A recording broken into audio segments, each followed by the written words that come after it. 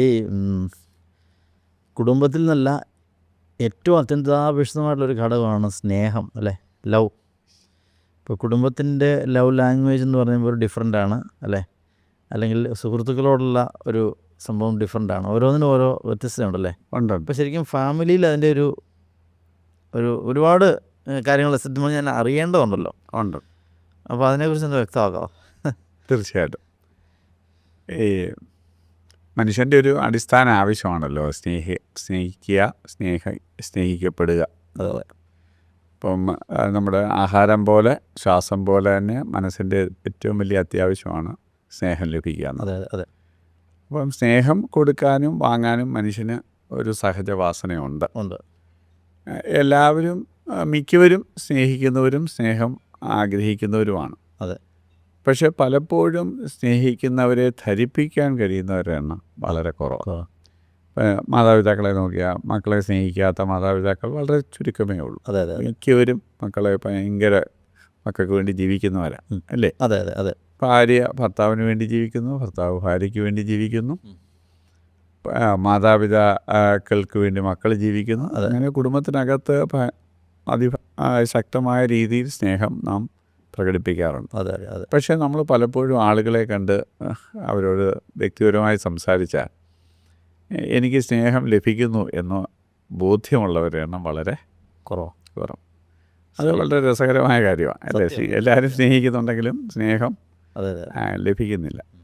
അത് ഈ സ്നേഹം പ്രകടിപ്പിക്കാനും സ്നേഹം സ്വീകരിക്കാനും ഓരോരുത്തർക്കും ഓരോ രീതികളുണ്ട്. ആ രീതികൾ ഇപ്പം നമുക്ക് ഇന്ത്യയിൽ എത്രയോ ഭാഷകളുണ്ട്. അതെ അതെ അതെ. ഇപ്പം ഞാൻ മലയാളത്തിൽ സംസാരിക്കുമ്പോൾ മറ്റൊരാൾ ഹിന്ദിയിൽ സംസാരിച്ചാൽ ഞങ്ങൾ തമ്മിൽ മനസ്സിലാകത്തില്ല. അതെ അതെ. ഞങ്ങൾ തമ്മിൽ സംസാരിക്കുന്നുണ്ട്, അതെ, പക്ഷേ പരസ്പരം മനസ്സിലാക്കുന്നില്ല. ഇതുപോലെ തന്നെയാണ് ഓരോ ഭാഷയ്ക്കകത്തും ഉപഭാഷകളുണ്ട്, ഡയലക്ട്സ് ഉണ്ട്. ഇപ്പം തിരുവനന്തപുരംകാർ ചിലപ്പോൾ സംസാരിച്ചാൽ കോഴിക്കോടുകാർക്ക് ചിലപ്പോൾ അത് മനസ്സിലാകത്തില്ല. കോഴിക്കോടുകാർ ചിലർ സംസാരിച്ചാൽ കോട്ടയംകാർക്ക് ചിലപ്പോൾ മനസ്സിലാകത്തില്ല. ഇവിടെ എല്ലാം മലയാളത്തിൽ തന്നെ ധാരാളം ഉപഭാഷകളുണ്ട്. അപ്പം ഭാഷയും ഉപഭാഷയ്ക്ക് തന്നെ ചില സ്ഥലങ്ങളിൽ വീണ്ടും ഉപഭാഷകൾ കാണാം, അല്ലേ? ഇപ്പം മധ്യ തിരുവിതാംകൂറിൽ തന്നെ വ്യത്യസ്ത സ്ഥലങ്ങളിലുള്ളവർ മലയാളം സംസാരിക്കുന്നതിൽ ചെറിയ വ്യത്യാസമുണ്ട്. അതുകൊണ്ട് സംസാരം കേൾക്കുമ്പോൾ തന്നെ കോട്ടയംകാരനാണോ തിരുവല്ലക്കാരനാണോ എറണാകുളംകാരനാണോ എന്നൊക്കെ നമ്മൾ ചോദിക്കും. കാരണം ആ സ്ഥലത്തിൻ്റെ ദേശഭാഷ കൊളോക്കലായിട്ട് ആ ഭാഷയ്ക്ക് തന്നെ ഓരോ വാക്കുകളും രീതികളും പ്രൊനൗൺസ് ചെയ്യുന്ന രീതികളും ഒക്കെ ഉണ്ട്, അല്ലേ? അതെ, ഉണ്ട്. ഇതുപോലെ തന്നെയാണ് ഈ സ്നേഹത്തിന് വ്യത്യസ്ത ഭാഷകളുണ്ട്. ഇപ്പം നമ്മൾ സ്നേഹിക്കുക എന്നതിനെക്കുറിച്ച് ഓരോരുത്തർ പരാതി പറയത്തില്ലേ, എന്നാലും ഒരു നല്ല വാക്ക്, അതെ അതെ അതെ അതെ അതെ അത് കണ്ടിട്ട് ഒരു നല്ല വാക്ക് പറഞ്ഞത്, അല്ലേ? സത്യം. അപ്പം ഒരു നല്ല വാക്ക് ഒരു സ്നേഹഭാഷയായിട്ട് ഒത്തിരി പേര് പ്രതീക്ഷിക്കുന്നുണ്ട്. എല്ലാവർക്കും നല്ലത് കേൾക്കണമെന്നുണ്ടെങ്കിലും കൊടുക്കാൻ പലരും പിശുക്കര. അതെ അതെ, സത്യം. എല്ലാം കേൾക്കാൻ ഇഷ്ടമില്ലാത്തവരാരാ? പക്ഷെ പലപ്പോഴും കൊടുക്കാൻ നമ്മൾ ഭയങ്കര പിശുക്കര. അപ്പം അതിനെക്കുറിച്ച് അതുപോലെ തന്നെ മറ്റു ചിലർ പറയും, എന്നാലും വന്നിട്ട് എന്നെ ഒന്ന് വിസിറ്റ് ചെയ്തില്ല, എന്നോടൊപ്പം ഇച്ചിരി സമയം ചിലവഴിച്ചില്ല. അവർക്ക് നമ്മൾ ചിലപ്പോൾ ഒരു ഗിഫ്റ്റും കൊണ്ട് ചെന്ന് കാണും, അവൻ്റെ ഗിഫ്റ്റ് ഇല്ലാഞ്ഞിട്ടാ. അതെ. എന്നാൽ എന്നോടൊപ്പം ഒരു ദിവസം താമസിച്ചോ, അല്പസമയം എന്നോടൊപ്പം ഇരുന്നോ? സത്യം. അപ്പം അവർക്ക് വേണ്ടിയത് നമ്മുടെ സമയമായിരുന്നു. അപ്പം സമയം വേണ്ടിയവർക്ക് ഗിഫ്റ്റ് കൊടുത്താൽ അത് എറിക്കത്തില്ല. അതെ ശരിയല്ലേ? സത്യം, പരമാർത്ഥം. അതെ. അപ്പം അതുപോലെ തന്നെ മറ്റൊരു സ്നേഹത്തിൻ്റെ ശക്തമായ ഭാഷയാണ് ഗിഫ്റ്റ്, അല്ലേ? അപ്പം ആളുകൾ നമ്മൾ പലപ്പോഴും അങ്ങോട്ടും ഇങ്ങോട്ടും പോകുമ്പോൾ ഗിഫ്റ്റുകൾ കൊടുക്കാറുണ്ട്. നമ്മുടെ ജീവിതത്തിൽ ഒരിക്കലും മറക്കാത്ത, ഇപ്പോൾ ആദ്യം നമുക്കൊരു നല്ല ഉടുപ്പ് തന്ന ആളിനെ, ആദ്യം നമുക്കൊരു നല്ല പേന കൊണ്ട് തന്ന ആളിനെ, ആദ്യമായിട്ട് ഒരു മൊബൈൽ ഗിഫ്റ്റ് തന്ന ആളിനെ നമ്മൾ ജീവിതത്തിൽ ഒരിക്കലും മറക്കത്തില്ല. ആ കാലത്ത് അത് നമ്മുടെ ജീവിതത്തിൽ കിട്ടിയ വലിയൊരു സൗഭാഗ്യമായിട്ടാണ്. കാരണം അവരെന്നെ സ്നേഹിക്കുമ്പോൾ, അല്ലെ, അവർ പർച്ചേസ് ചെയ്തപ്പോൾ എന്നെ ഓർത്ത് എനിക്ക് വേണ്ടി അത് കൊണ്ടുതന്നു എന്നുള്ളത് ഞാൻ അവരുടെ ഹൃദയത്തിലുണ്ടെന്നുള്ളതിൻ്റെ ഒരു വലിയ ലക്ഷണം. ശരിയല്ലേ? സത്യം. മറ്റേർക്ക് വേണ്ടിയത് എന്താ? എന്നാലും ഞാൻ കഷ്ടപ്പെട്ടപ്പോൾ ഒന്നും തിരിഞ്ഞു നോക്കിയില്ല. അതെ അതെ ആ കുഞ്ഞിനെ ഞാൻ പിടിക്കുമായിരുന്നു. എന്നാൽ ഇച്ചിരി അല്പനേരം ആ കുട്ടി ഒന്ന് പിടിച്ചില്ല. അതെ അതെ അതെ ആ വലിയ പെട്ടി കൊണ്ട് പോയപ്പോൾ ഒന്നും താങ്ങിയില്ല അതെ അതെ അല്ലേ. അല്ലെങ്കിൽ ഞാൻ അടുക്കളയിൽ അത്രയും കഷ്ടപ്പെട്ട് പരിശ്രമിച്ചപ്പോൾ ഒരു ഉള്ളു പൊളിച്ച് പോലും തന്നില്ല. അതെ അതെ അതെ അപ്പോൾ ഇങ്ങനെ ചെറുക്കെ ഒരാൾ കഷ്ടപ്പെടുമ്പോൾ ഒരു കൈത്താങ്ങൽ കൊടുക്കുന്നത് ഭയങ്കര സ്നേഹത്തിൻ്റെ ഭാഷയാണ് അല്ലേ. അത് സത്യം ശരിയല്ലേ. ശരിയാ. അപ്പം അത് ആളുകൾ പ്രതികരിക്കും. അപ്പം ചെറുക്ക് സ്നേഹം എന്ന് പറഞ്ഞാൽ എൻ്റെ കഷ്ടതയും എൻ്റെ ബുദ്ധിമുട്ടുകൾ ഒരു കൈത്താങ്ങ് തരുന്നതാണ് സ്നേഹം. മറ്റു ചിലർ പറയും അവർക്ക് വേണ്ടത് സ്പർശനം ഒരു പവർഫുള്ളായിട്ടുള്ള ലവ് ലാംഗ്വേജാണ്. ശരിയല്ലേ. അതെ അതെ അതെ അതെ നമ്മളൊരു മരിച്ച വീട്ടിൽ ചെന്ന് അവർ വളരെ തകർന്നിരിക്കുന്ന അവരെ കുറച്ച് നേരം ഒന്ന് ചേർത്ത് പിടിച്ചാൽ, അല്ലെങ്കിൽ മരിച്ച വീട്ടിൽ ആ ഫ്യൂണറൽ സർവീസിന് ഉടനീളം അവരെ ചേർത്ത് പിടിച്ചുകൊണ്ട് ചിലർ നടക്കും. നമുക്കറിയാം അവരെ ഏറ്റവും ക്ലോസസ്റ്റ് പേഴ്സണാണ് ആ താങ്ങി നടത്തും. ജീവിതത്തിൽ ഒരിക്കലും ആളിനെ മറക്കുമോ? ഇല്ല ഇല്ല. എൻ്റെ ഏറ്റവും കഥന നിമിഷങ്ങളിൽ അതോടൊപ്പം ചേർത്ത് പിടിച്ച ഒരാൾ ജീവിതത്തിൽ വലിയ ഒരു താങ്ങാണ് നമുക്ക് തരുന്നത്. ഒരു വാക്കുകൾ കൊണ്ട് നമുക്ക് വിവരിക്കാൻ പറ്റില്ല. ഒരു പണം കൊണ്ടും അതിനെ കോമ്പൻസേറ്റ് ചെയ്യാൻ പറ്റത്തില്ല. അതുപോലെ തന്നെ ഇതിനെല്ലാം ഈ ഭാഷകൾക്കെല്ലാം ഒത്തിരി ഉപഭാഷകളുണ്ട്. ഇപ്പോൾ സ്പർശനത്തിൻ്റെ ഉപഭാഷ എടുക്കുകയാണെങ്കിൽ ഒരു വിജയിച്ചു വന്നപ്പം പുറത്ത് കെട്ടി വെൽ ഡൺ എന്ന് ഒരു കൊച്ചുകുട്ടിയോട് ചിലപ്പം പറഞ്ഞ ആൾ, ആ കുട്ടിയുടെ പിന്നീടുള്ള സകല വിജയത്തിൻ്റെ പുറകിൽ ആ പുറത്ത് തട്ടലിൻ്റെ ശക്തിയുണ്ട്. അതെ അതെ അതെ അല്ലേ. എത്ര പ്രചോദിപ്പിക്കാൻ ആ ഒരു പ്രചോദന ടച്ചിന് കഴിയത്തില്ലേ. അതെ തീർച്ചയായിട്ടും അല്ലേ. മറ്റു ചിലരുടെ ക്ഷീണിച്ച് ഭയങ്കരമായിട്ട് കാലുവേദന എടുത്തപ്പോൾ ഒന്ന് കാല് തിരുമ്മി തന്നു അല്ലേ. അതെ അതെ അതെ അതെ അതൊരു ആ തടവിൽ ഭയങ്കര ആശ്വാസത്തിൻ്റെ സ്പർശനമാണ്. ശരിയല്ലേ. സത്യം. തലവേദന എടുക്കുമ്പം കുറഞ്ഞോ, എങ്ങനെയുണ്ട് തലവേദന എന്ന് പറഞ്ഞത് തൂത്ത് തന്നാൽ നമ്മൾ എന്ത് ചെയ്യും? അത് മറക്കത്തില്ല. അതെ അതെ. ചിലർക്കൊരു ഒരു ജസ്റ്റ് ഒരു ചോദ്യം മതി. ആ സ്പർശനം ഞാൻ പറഞ്ഞത് ആ ഒരു മുഖത്തോടൊരു തലോടൽ അല്ലേ. അതുപോലെ തന്നെ നമ്മൾ കരഞ്ഞുകൊണ്ടിരിക്കുമ്പോൾ, വളരെ തകർന്നിരിക്കുമ്പോൾ നമ്മളെ ചേർത്ത് പിടിച്ചൊരു ഹഗ് ചെയ്ത് നമ്മുടെ ദുഃഖം പകുതി അവരെ കവർന്നുകൊണ്ട് പോയതുപോലെ നമുക്ക് തോന്നും. സത്യം എന്നല്ലേ. അതുപോലെ തന്നെ നമ്മളെ കാണുമ്പോൾ ചിലർ സ്നേഹത്തോട് ഓടി വന്ന് നമ്മളെ ഹഗ് ചെയ്യുന്നു. നമുക്ക് അറിയാം. അപ്പോൾ ആ ഹഗിൻ്റെ ആ പുണരലിൻ്റെ ആ തീവ്രത കാണുമ്പോൾ അവർ തമ്മിലുള്ള ഡെപ്ത് ഓഫ് റിലേഷൻഷിപ്പ് നമുക്ക് മനസ്സിലാക്കാൻ പറ്റും അല്ലേ. സെക്ഷുവാലിറ്റിയിൽ ടച്ചിന് സ്ത്രീകൾക്ക് പൊതുവേ സ്പർശനം ഏറെ ആഗ്രഹിക്കുന്നവരാണ്. അതെ അതെ അതെ. അതുകൊണ്ട് തന്നെ അവരത് കൂടുതൽ പ്രതീക്ഷിക്കും. അതിൽ തന്നെ പിന്നെ ടച്ചുകളുണ്ട്.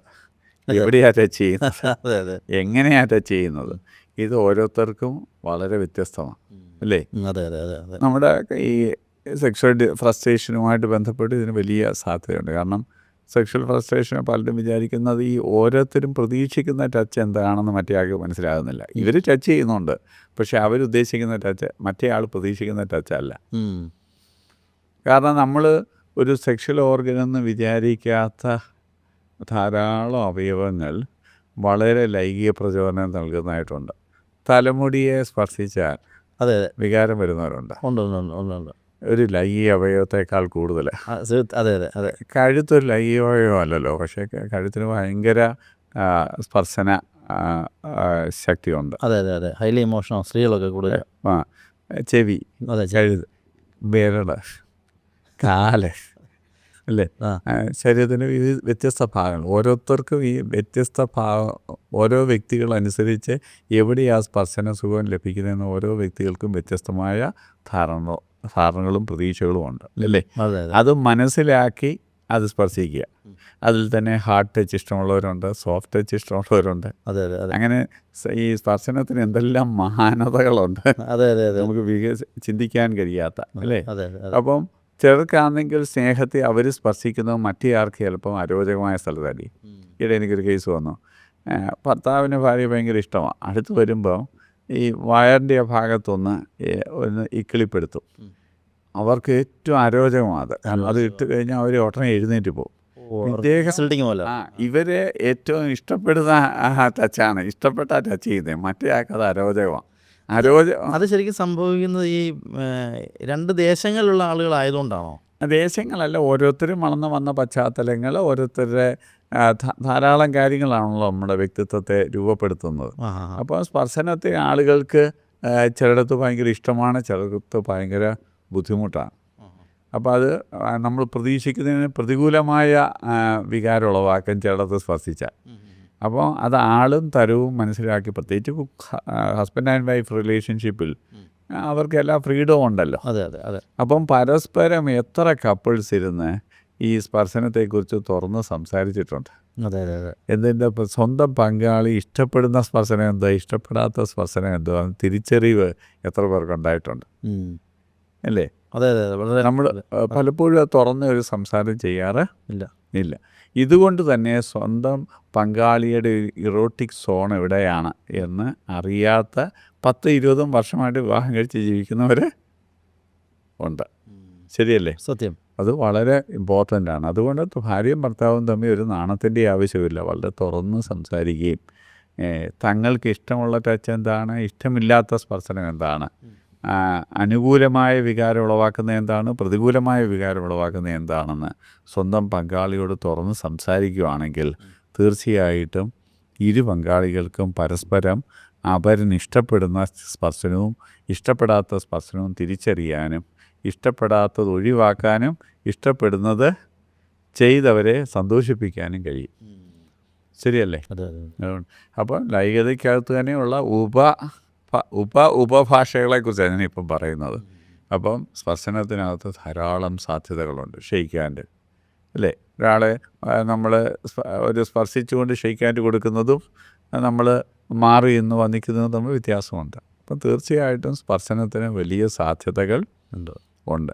അത് ആശ്വസിപ്പിക്കുവാൻ, സ്വാതന്ത്ര്യം കൊടുക്കുവാൻ, വേദന മാറ്റാൻ, പ്രോത്സാഹിപ്പിക്കാൻ, ഉത്തേജിപ്പിക്കാൻ, വികാരമായിട്ട് പ്രബുദ്ധരാക്കാൻ ഒക്കെ എന്താ പറ്റും, സ്പർശനത്തിന് വലിയ സാധ്യത ഉണ്ട്. അപ്പോൾ ഇന്നും തൊട്ടാ സൗഖ്യം വരും അല്ലേ? അതെ. ഈയിടെ എന്നോട് ഒരാൾ പറഞ്ഞു, ഹോസ്പിറ്റലിൽ അവർ മരണാസന്നായിട്ട് ഈ ബെഡിന് കിടക്കുമായിരുന്നു, ICU കിടക്കുമായിരുന്നു. തൻ്റെ ജീവൻ തന്നിൽ നിന്ന് വേർപെടുന്നതായിട്ട് അവർക്ക് തോന്നി. അത്രയ്ക്ക് ഞാൻ മരിക്കാൻ പോകാൻ തോന്നി. ആ സമയത്ത് തൻ്റെ അടുത്ത് നിന്ന നേഴ്സ് ഇയാളെ ശക്തമായി ഹോൾഡ് ചെയ്തു, പിടിച്ചു. ആ പിടി, ഈ ജീവൻ പോകുന്ന മുറയ്ക്ക് ഈ പിടിയുടെ ശക്തി മുറുകി. അല്പം കഴിഞ്ഞപ്പോൾ അവർ ജീവനിലേക്ക് തിരിച്ചു വന്നു. ആ രോഗി എന്നോട് പറഞ്ഞത്, ആ നേഴ്സിൻ്റെ ആ ഹാർട്ട് ടച്ചാണ് എന്നെ മരണത്തിൽ നിന്ന് ജീവനിലേക്ക് കൊണ്ടുവന്നത്. ഒരു ഗുളികയൊന്നുമല്ല, അവിടെ കൊടുത്ത വെന്റിലേറ്റർ പോലും അല്ല, പക്ഷേ ഒരു സ്പർശനത്തിന് അത്രയ്ക്ക് വലിയ വില, ജീവനത്തിനുണ്ട്. അപ്പം ഇങ്ങനെ അങ്ങ് പറയുമ്പോഴാണ് എനിക്ക് ഇതിൻ്റെ ഒരു പ്രാധാന്യം ശരിക്കും മനസ്സിലാവുന്നത്. പക്ഷെ നമ്മൾ പല ട്രെയിനിങ്ങോ മറ്റു പല പരിപാടികളൊക്കെ എടുക്കാറുണ്ടെങ്കിൽ പോലും പക്ഷെ ഇതിൻ്റെ ഒരു വളരെ സീരിയസ് ആയിട്ടുള്ളൊരു കാര്യമേ. അപ്പം സ്പർശനത്തിന് അനന്തമായ സാധ്യതയുണ്ട്. ശരിയല്ലേ? അപ്പം ഇത് നമ്മൾ പ്രോപ്പറായിട്ട് വിവാഹ ജീവിതത്തിൽ ഉപയോഗിക്കുകയാണെങ്കിൽ ശക്തമായ അടുപ്പം നിലനിർത്താൻ കഴിയും. ഇതിൻ്റെ അഭാവം പലപ്പോഴും ലൈംഗിക അസംതൃപ്തിയും ഇൻറ്റിമസിയുടെ അഭാവവും ഉളവാക്കാൻ കാരണമാകുന്നുണ്ട്. അതുകൊണ്ട് പങ്കാളികൾക്ക് പരസ്പരം ഇരുവരെയും ഈ സ്പർശന ഭാഷ മനസ്സിലാക്കുകയും അത് അവരിന് സുഖപ്രദമായ രീതിയിൽ ഉപയോഗിക്കാനും കഴിയുകയാണെങ്കിൽ എന്ത് പറ്റും? നമുക്കിത് വളരെ പ്രയോജനകരമായിട്ട് ഉപയോഗിക്കാൻ പറ്റും. ഒരു നാണവും ആവശ്യമില്ല. ഭാര്യയും ഭർത്താവും തമ്മിൽ ലോകത്തിലെ എല്ലാ സമൂഹങ്ങളും എല്ലാ ലൈസൻസും കൊടുത്തവർക്ക് ഇരുവരെയും ശരീരത്തെ എന്തും അങ്ങോട്ടും ഇങ്ങോട്ടും ഇരുവർക്കും ഇഷ്ടമുള്ളത് എന്തും ചെയ്യാനുള്ള അനുവാദം കൊടുത്തിട്ടുണ്ട്. അത് മനസ്സിലാക്കി ഉപയോഗിക്കുകയാണെങ്കിൽ ഇൻറ്റിമസി വളർത്തിയെടുക്കാൻ ഇതിന് വലിയ സാധ്യത ഉണ്ട്. ഇതുപോലെ തന്നെ അഭിനന്ദനം അല്ലെ, വാക്കുകളിൽ തന്നെ ചിലർ ആഗ്രഹിക്കുന്ന അഭിനന്ദനമാണ്, ചിലർ പ്രതീക്ഷിക്കുന്ന പ്രോത്സാഹനം, ചിലരാണെങ്കിൽ ആ ഒരു സ്വാതന്ത്ര്യമാണ് ഉദ്ദേശിക്കുന്നത്, ചിലർ എൻകറേജ്മെൻ്റാണ് ഉദ്ദേശിക്കുന്നത് അല്ലേ, ചിലർക്കൊരു ദയുള്ള വാക്കാണ് വേണ്ടത്, ചിലർക്ക് സന്തോഷകരമായൊരു വാക്കാണ്, ചിലർക്ക് തമാശയാണ് വേണ്ടത് അല്ലേ. ഇപ്പം വാക്കുകൾ തന്നെ എന്തുമാത്രം റേഞ്ചിൽ ഉപയോഗിക്കുക, അതെ അതെ അതെ അതെ അല്ലേ? അതെ അതെ. അപ്പോൾ വാക്കുകൾ വേണമെന്ന് ആളുകൾ ദാഹിക്കാറുണ്ട്, എത്തരം വാക്കുകൾ വേണമെന്ന് പോലും ആളുകൾ ആഗ്രഹിക്കാറുണ്ട്. ഈ ആഗ്രഹം തിരിച്ചറിഞ്ഞ് പെരുമാറാൻ കഴിഞ്ഞാൽ എന്താ പറ്റും? നമുക്ക് അവരാഗ്രഹിക്കുന്ന ഭാഷയിൽ തന്നെ നമുക്ക് സ്നേഹം പങ്കുവയ്ക്കാൻ പറ്റും. അപ്പോൾ ഈ സ്നേഹഭാഷ എവിടെയാണ് അഭാവമെന്ന്, അല്ലെ എന്താ ഓരോരുത്തരും പ്രതീക്ഷിക്കുന്നതെന്ന് അവരുടെ പരാതി കേട്ടാൽ അതിനകത്തുണ്ട്. സ്ഥിരമായി ഇപ്പം പങ്കാളി പറയുന്ന പരാതി ശ്രദ്ധിച്ചാൽ അവർക്ക് ആവശ്യം ഉള്ളത് എന്താണെന്ന് അവരവിടെ പറയുന്നുണ്ട്, അല്ലേ? അപ്പോൾ പരാതി നോക്കിയാൽ മതി ഒരാൾ ആഗ്രഹിക്കുന്നത് എന്താണെന്ന് അവർ പറയും, അല്ലേ? എന്നാലും ഞാൻ ആ ഭക്ഷണം കഴിച്ചിട്ടൊരു നല്ല വാക്ക് പറഞ്ഞില്ലല്ലോ, ഞാൻ പുതിയ വസ്ത്രം ധരിച്ചിട്ടൊരു വാക്ക് പറഞ്ഞില്ലല്ലോ, ഇത്രയും കഷ്ടപ്പെട്ട് ഞാൻ ഇതെല്ലാം ചെയ്തിട്ട് ഒരു നല്ല വാക്ക് പറഞ്ഞില്ലല്ലോ, എനിക്ക് വയ്യാന്ന് പറഞ്ഞിട്ട് ഒരു നല്ല വാക്ക് പറഞ്ഞില്ലല്ലോ. ഇവിടെ ഈ നല്ല വാക്കെന്ന് അവരുദ്ദേശിക്കുന്ന വ്യത്യസ്ത കാര്യങ്ങളാണ്. ഞാൻ വിജയിച്ചിട്ട് ഒരു അഭിനന്ദിച്ചില്ലല്ലോ, അല്ലേ? എൻ്റെ നേട്ടത്തിലൊരു അഭിനന്ദനം എന്നെ അറിയിച്ചില്ലല്ലോ. അപ്പോൾ അവർ ഓരോരുത്തരും ഓരോ സന്ദർഭത്തിലും വ്യത്യസ്ത വാക്കുകളാണ് സ്നേഹമായിട്ട് പ്രതീക്ഷിക്കുന്നത്, അല്ലേ? അതെ അതെ അതെ തീർച്ചയായിട്ടും. ഇത് അപ്പോൾ അത് കൊടുക്കാൻ കഴിഞ്ഞാൽ അവർക്ക് പെട്ടെന്ന് സ്നേഹമായിട്ട് തോന്നും. ഇപ്പം നമ്മൾ ഓർത്ത് നമ്മുടെ ചെറുപ്പത്തിൽ നമ്മുടെ കഴിവുകളും കണ്ടെത്തി നമ്മളെ പ്രോത്സാഹിപ്പിച്ച ചില വ്യക്തികളാണ്, അല്ലേ? നിന്റെ പാട്ട് നല്ലായിരുന്നു, അതെ, എത്രയോ ആളുകൾ you are A good organiser. അങ്ങനെ നമ്മുടെ ഉള്ളിൽ ഉറങ്ങിക്കിടന്ന പല കഴിവുകളെ ഒരു വാക്കുകൾ കൂടെയാണ് അവർ നമുക്ക് ബോധ്യപ്പെടുത്തി തന്നത്. സത്യം, ഈ കാര്യം പറഞ്ഞപ്പോൾ എൻ്റെ ഒരു അടുത്ത സുഹൃത്ത് കേട്ടോ, അദ്ദേഹത്തിൻ്റെ പേരും ജയന്ന. പുള്ളി എന്നോട് പറഞ്ഞു, വളരെ ചെറുപ്പത്തിൽ പുള്ളി പാട്ട് പാടി സ്കൂളിൽ. അപ്പം ഏതോ ഒരു അധ്യാപകൻ വളരെ മോശമായിട്ട് പറഞ്ഞു. അതിനുശേഷം പുള്ളിക്ക് പാടാൻ പറ്റിയിട്ടില്ല. പിന്നെ പുള്ളി 45-50 വയസ്സിന് ശേഷമാണ് പാടുന്നത്. പുള്ളി ആ ഒരു ഓർക്കുമായിരുന്നു, അദ്ദേഹം അന്ന് ഡീമോട്ടിവേറ്റ് ചെയ്തുകൊണ്ടുള്ളൊരു ബുദ്ധിമുട്ട് ഒരുപക്ഷെ ഒരു നല്ല ഗായകനായി മാറിയേനെ എന്നുവരെ ചിന്തിക്കുക. ഇത് പോസിറ്റീവായിട്ട് ഉപയോഗിക്കാതെ നെഗറ്റീവായിട്ട് ഉപയോഗിക്കുന്നവരുണ്ട്. അതെ, വാക്കുകൾ നമ്മുടെ ജീവിതത്തിലെ ഏറ്റവും വലിയ മുറിവുകൾ ഉണ്ടാക്കിയത് വാക്കുകളല്ലേ? അതെ അതെ അതെ. ഒരു കത്തി വെച്ച് ഒരാളെ കുത്തിയാൽ 10 ദിവസത്തിനകം കുത്തിക്കെട്ടെടുക്കാം ആ മുറിവുണ്ട്. അതെ അതെ അതെ, മുറിവിൻ്റെ, അല്ലേ? പറയുന്ന വാക്കുകൾ ജീവിതകാലം മുഴുവൻ ഉണങ്ങാത്ത മുറിവുണ്ടാക്കാൻ വാക്കുകൾ കൊണ്ട് പറ്റും. വാക്കുകൾക്ക് സൗഖ്യം കൊടുക്കാൻ പറ്റും, വാക്കുകൾക്ക് സുഖം കൊടുക്കാൻ പറ്റും, അല്ലേ? അതെ, സൗഖ്യം കൊടുക്കാൻ പറ്റും, മുറിവുണ്ടാക്കാൻ പറ്റും, അല്ലേ? ഭയങ്കര ബി കെയർഫുൾ, അല്ലേ? ഭയങ്കരമായിട്ട് ഉപയോഗിക്കും നമ്മൾ വാക്കുകൾ. എങ്ങനെ ഒരു വീട്ടിൽ നമ്മൾ ഉപയോഗിക്കുന്ന വാക്കുകൾ വളരെ ശ്രദ്ധിക്കേണ്ടായി, അല്ലേ? അതെ അതെ. നമ്മൾ അങ്ങോട്ടും ഇങ്ങോട്ടും പ്രചോദിപ്പിക്കുകയും സന്തോഷിപ്പിക്കുകയും പ്രോത്സാഹിപ്പിക്കുകയും സ്നേഹം കൊടുക്കുകയും ചെയ്യുന്ന വാക്കുകളാണ് ഉപയോഗിക്കുന്നത്. അത് മുറിപ്പെടുത്തുകയും വേദനിപ്പിക്കുകയും വിഷമിപ്പിക്കുകയും ചെയ്യുന്ന വാക്കുകളാണ് ഉപയോഗിക്കുന്നത്, അല്ലേ? അതെ. ഒരാൾ വളരെ വേദനയായിട്ടിരിക്കുമ്പോൾ ഇതൊക്കെ എന്തോ വേദനയാണ്, ആർക്കാ വേദനയില്ലാത്ത? കഴിഞ്ഞ ദിവസം ഒരു സ്ത്രീ എന്നോട് പറഞ്ഞവർ അവളുടെ പ്രസവത്തിൻ്റെ ബുദ്ധിമുട്ട് പറഞ്ഞപ്പം, ഏത് സ്ത്രീയാണ് പ്രസവിക്കാത്ത, നീ മാത്രമേ പ്രസവിച്ചുള്ളൂ എന്ന വാക്ക് അവരുടെ മനസ്സിൽ ഒരിക്കലും മാറാത്ത ഒരു മുറിവായിട്ട് മാറി. അപ്പം മനസ്സിലായതിൻ്റെ ലക്ഷണമായിട്ടും വാക്കുകൾ ഉപയോഗിക്കാം, മനസ്സിലാകാത്തതിൻ്റെ ലക്ഷണമായിട്ടും വാക്കുകൾ ഉപയോഗിക്കാം, അല്ലേ? അപ്പം വാക്കുകൾക്ക് വളരെ വലിയ സാധ്യതകളുണ്ട്. ഒരാളെ വളർത്താനും തളർത്താനും, ഒരാളെ ഉണർത്താനും ഒരാളെ ഒതുക്കാനും അതെ അതെ അതെ സത്യം വാക്കുകൾ ഉപയോഗിക്കാം, അല്ലേ? അപ്പം നമ്മുടെ ജീവിതത്തിൽ ചിലർ പറഞ്ഞ വാക്കുകൾ നമ്മുടെ ജീവിതത്തിൽ മുന്നേറുന്നതിന് വളരെ സഹായിച്ചിട്ടുണ്ട്, അതെ അതെ അതെ, അല്ലേ? അതെ. എന്നാൽ മറ്റു ചിലർ പറഞ്ഞ വാക്കുകൾ നമ്മളെ വല്ലാതെ തളർത്തിയിട്ടും. അതെ ഉണ്ട്. വാക്കുകൾ കല്ല് പോലെ, അത് പോയാൽ എന്തെങ്കിലും ഒരു ഫലം ഉണ്ടാക്കും.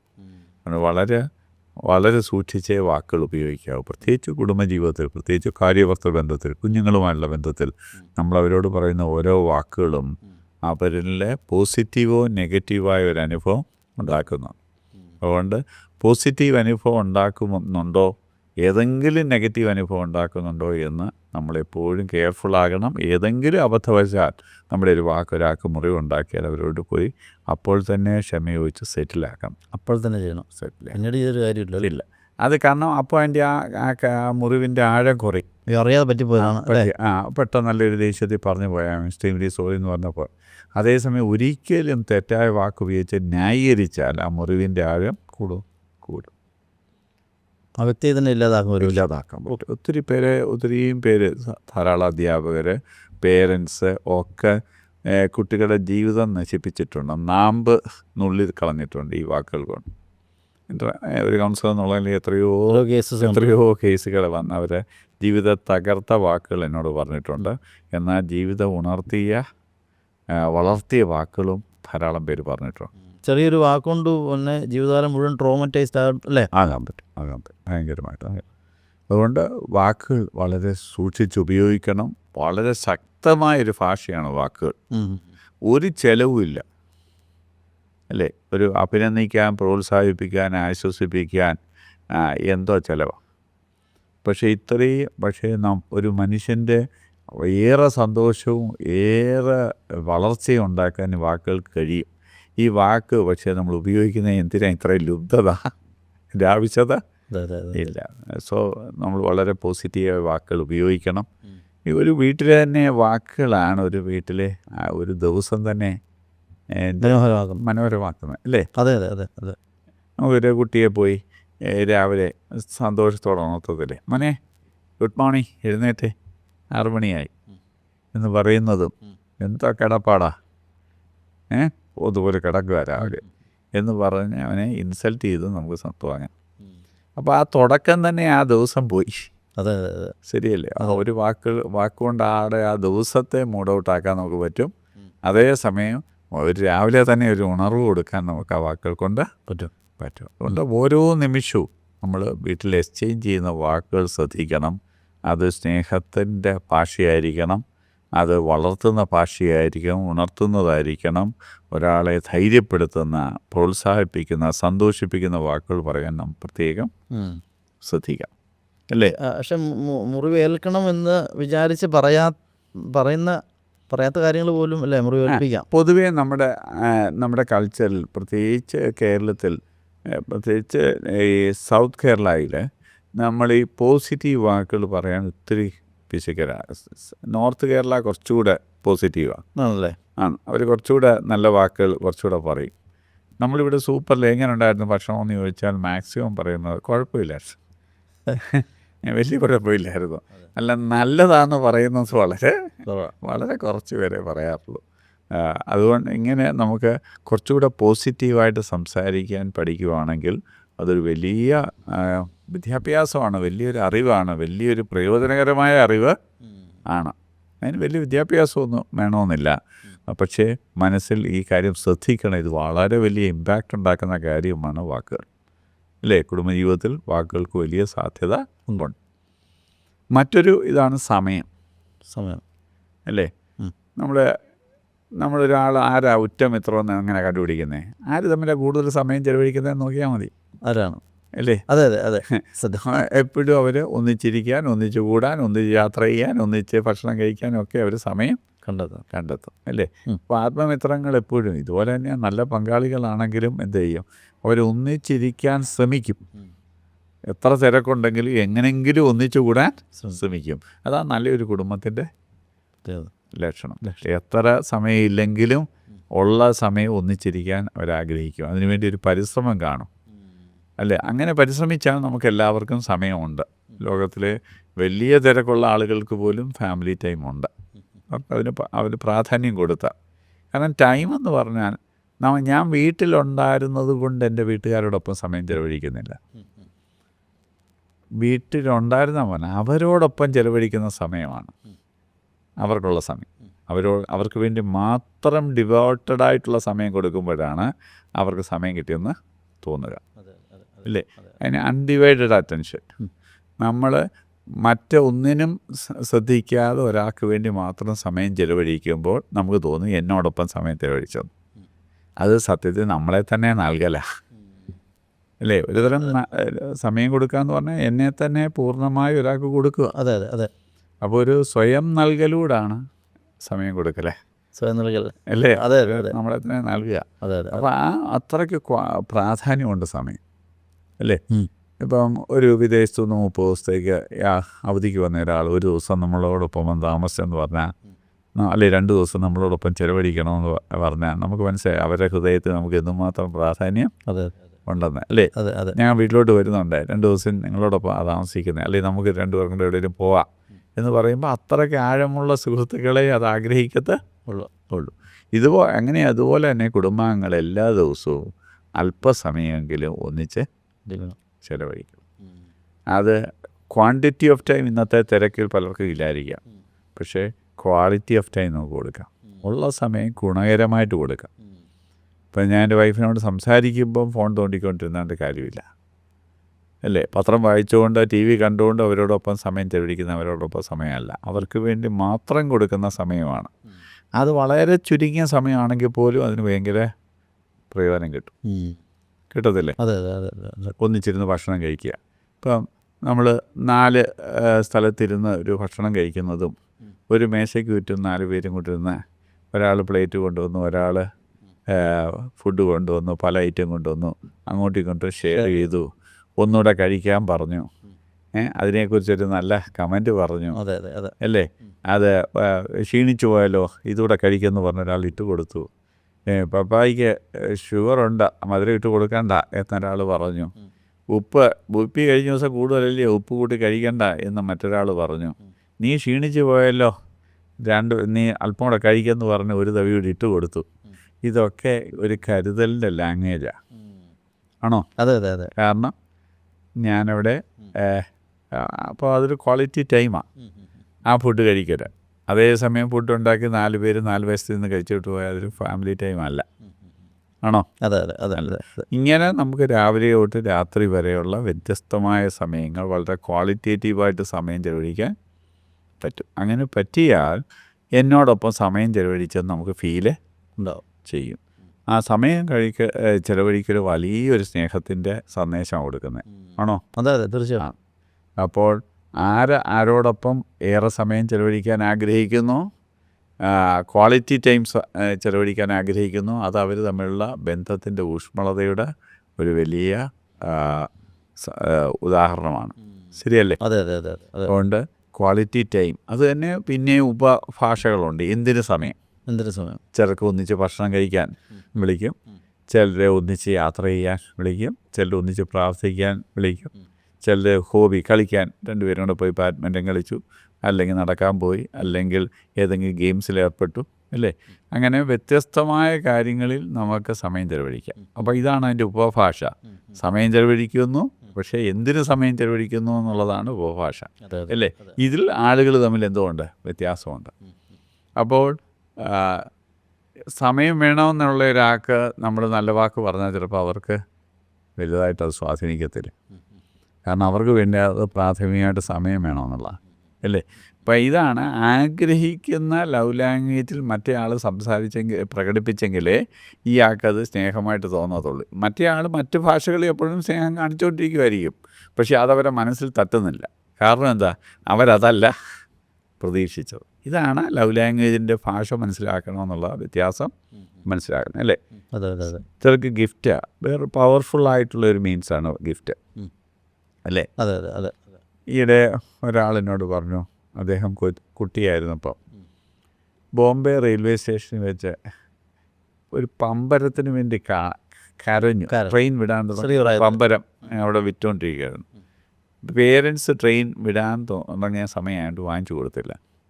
അത് COFM എന്ന ഒരങ്കിള് കുഞ്ഞിൻ്റെ കരച്ചിൽ കണ്ടിട്ട് ഓടിപ്പോയി പമ്പരം വാങ്ങിച്ചു കൊടുത്തു. 30 വർഷത്തിന് ശേഷം ഇവർ അമേരിക്കയെ വെച്ച് കൂടിക്കണ്ടു വീണ്ടും. അപ്പോൾ ഈ അങ്കിള് ചോദിച്ചു, മോൻ എന്നെ ഓർക്കുമോ? അങ്കിളിനെ ഞാൻ ഒരിക്കലും മറക്കത്തില്ല. എന്താ കാര്യമെന്ന് ചോദിച്ചപ്പം പറഞ്ഞു, അങ്കിളാണ് BT റെയിൽവേ സ്റ്റേഷനിൽ വെച്ച് എനിക്ക് പമ്പരം വാങ്ങിച്ചു തന്നത്. ഇപ്പോൾ 25 വർഷം കഴിഞ്ഞ് അദ്ദേഹം വലിയ ഡോക്ടറായി അമേരിക്കയെ വലിയ സ്ഥാനത്തിരിക്കുമ്പോഴും വെറും ഒരു പമ്പരം വാങ്ങിച്ച് കൊടുത്ത അങ്കിളിനെ മനസ്സിൽ നിന്ന് ഒരിക്കലും വിട്ടിട്ടില്ല, അല്ലേ? പലപ്പോഴും നമ്മൾ പറയാറില്ലേ, എനിക്ക് ആദ്യത്തെ ആ ഉടുപ്പ് വാങ്ങിച്ചു തന്നത്, അല്ലേ? എനിക്ക് ആദ്യത്തെ പേന വാങ്ങിച്ചു തന്നത്, ആദ്യത്തെ മൊബൈൽ വാങ്ങിച്ചു തന്നത്, അല്ലേ? അപ്പോൾ ഇങ്ങനെ ആളുകൾ ഗിഫ്റ്റ് എന്ന് പറയുമ്പോൾ തന്നെ പ്രതീക്ഷിക്കുന്ന വലുത് വ്യത്യസ്തമാണ്, അല്ലേ? ഇപ്പം ചിലർക്ക് കാശാണ് വേണ്ടത്, ചിലർക്ക് ഭക്ഷണ സാധനമാണ് വേണ്ടത്, അല്ലേ? ഇപ്പോൾ ഒരു ഉണ്ണിയപ്പം, ചൂട് ഉണ്ണിയപ്പം ഇഷ്ടമുള്ള ഒരാൾക്ക് അതറിഞ്ഞുകൊണ്ട് ആ ചൂട് ഉണ്ണിയപ്പം തന്നെ കൊടുത്താൽ ചിലപ്പോൾ നമ്മളോട് 10,000 രൂപ കൊടുക്കുന്നതിനേക്കാളും അവരെ മനസ്സിൽ ടച്ച് ചെയ്തത് അവൻ വന്നപ്പോൾ ചൂടുണ്ണ ഉമ്മ കൊണ്ടുവന്നു. കാരണം ചൂടുണ്ണിയപ്പോൾ എനിക്ക് ഇഷ്ടമാണെന്ന് അറിഞ്ഞത് കൊണ്ടുവന്നു. ആ ചെറിയ ഗിഫ്റ്റാണ്, പക്ഷേ ആ ചെറിയ ഗിഫ്റ്റ് കൊണ്ട് ഒരാളുടെ ഹൃദയത്തിൽ മറക്കാനാവാത്ത ഓർമ്മയായിട്ട് മാറാൻ പറ്റത്തില്ലേ? തീർച്ചയായിട്ടും പറ്റും. ഈയിടെ ഹോസ്പിറ്റലിൽ കിടന്നു. ഹോസ്പിറ്റലിൽ കിടന്നപ്പോൾ ഈ അവിടുത്തെ ക്യാൻറ്റീനിലെ ഭക്ഷണം കഴിച്ച് അങ്ങ് മടുത്തു. കുറച്ച് ദിവസം കിടക്കേണ്ടി വന്നു. അപ്പോഴാണ് വീട്ടിലുണ്ടാക്കിയ ഒരു ഈ കിടന്ന ആളിന് ഇഷ്ടമുള്ള ഭക്ഷണങ്ങൾ സ്പെഷ്യലായിട്ട് ഉണ്ടാക്കി ഒരു പൊതിയായിട്ട് കൊണ്ട് കൊടുത്തു. ആ ഭക്ഷണം കൊടുത്തത് ജീവിതത്തിൽ ഒരിക്കലും മറക്കത്തില്ല. ഒരു പൊതിച്ചോറാണ്, പക്ഷേ ആ പൊതിച്ചോറിനകത്തെ കണ്ടൻറ്റ് ഇവർ കൊതിക്കുന്ന സാധനമായിരുന്നു. ആ കൊതിക്കുന്ന സാധനം പൊതിച്ചോറ് കൊടുത്ത ആളിനെ ഇയാൾ വർഷങ്ങൾ കഴിഞ്ഞിട്ടും മനസ്സിൽ മറക്കത്തില്ല.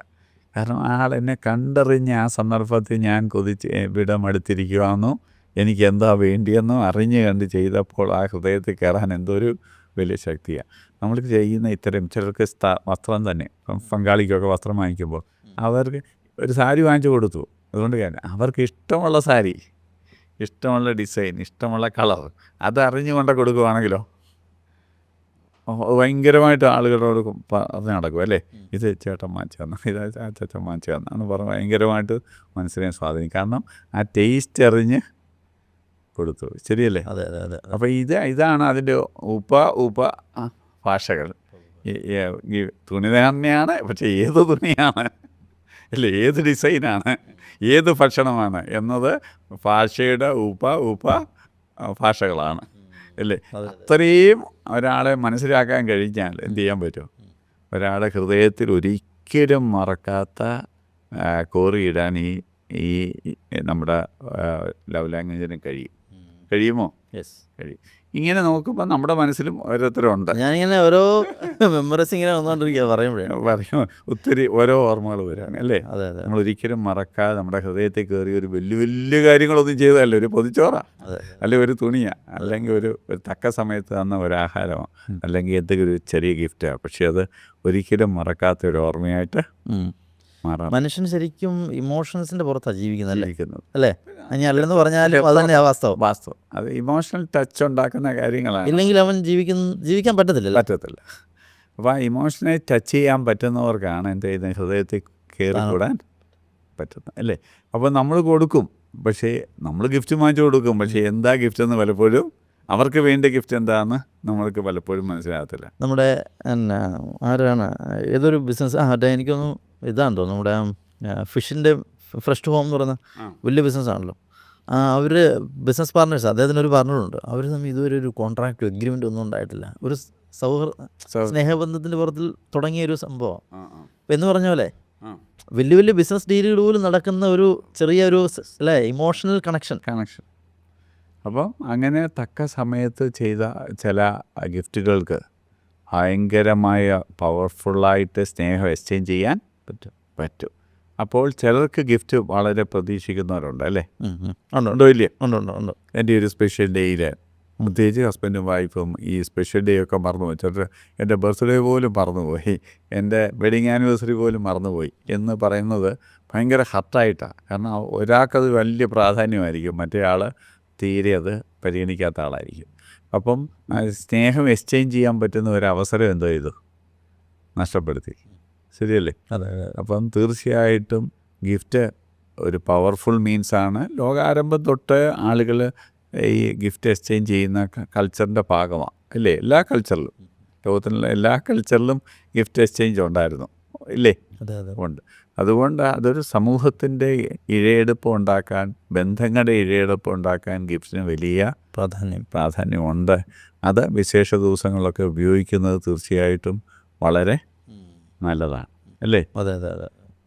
മറ്റൊരു ഭാഷയാണ് നമ്മൾ പറഞ്ഞത്, ഈ ഒരാൾ കഷ്ടപ്പെടുമ്പോൾ മറ്റൊരാൾ ഒരു കൈത്താങ്ങൽ കൊടുക്കും അല്ലേ, ഒരു ആക്ട് ഓഫ് സർവീസ്. ശരിയല്ലേ? ഒരു ഈ ഉണക്കായിട്ട് ഒരാൾ പോച്ച ഒക്കെ പറിച്ച് കൊണ്ടുവന്ന് പുല്ലൊക്കെ അറുത്ത് കൊണ്ടുവന്നപ്പം ഒരാൾ കൈയൊക്കെ വീണ്ടും കീറി വളരെ ബുദ്ധിമുട്ടിയായിരിക്കും കൊണ്ടുവന്നത് അല്ലയോ. ഈ വറവും പിടിച്ച് എങ്ങനെ ഈ ഇത്രയും പോച്ച കൊണ്ടുവന്നു എന്ന് പറഞ്ഞാൽ എന്തോ കിട്ടും, അതെ ആളുടെ കൈയുടെ നീറ്റിലൊക്കെ കുറയും. അതെ ശരിയല്ലേ? അതേ സമയം അല്പം ഞങ്ങൾക്ക് പണ്ട് 10 പശു ഉണ്ടായിരുന്നു, ഇപ്പോൾ ഒരു കുഞ്ഞാടിനെ വളർത്തുന്നതാണ് വലിയ കാര്യം എന്ന് പറഞ്ഞാലോ, ഈ ആടെ നടുവേദന അതെ കൂടും. അപ്പം വേദന കൂട്ടാനും ഒരു വാക്കിന് പറ്റും, കുറയ്ക്കാനും പറ്റും അല്ലേ?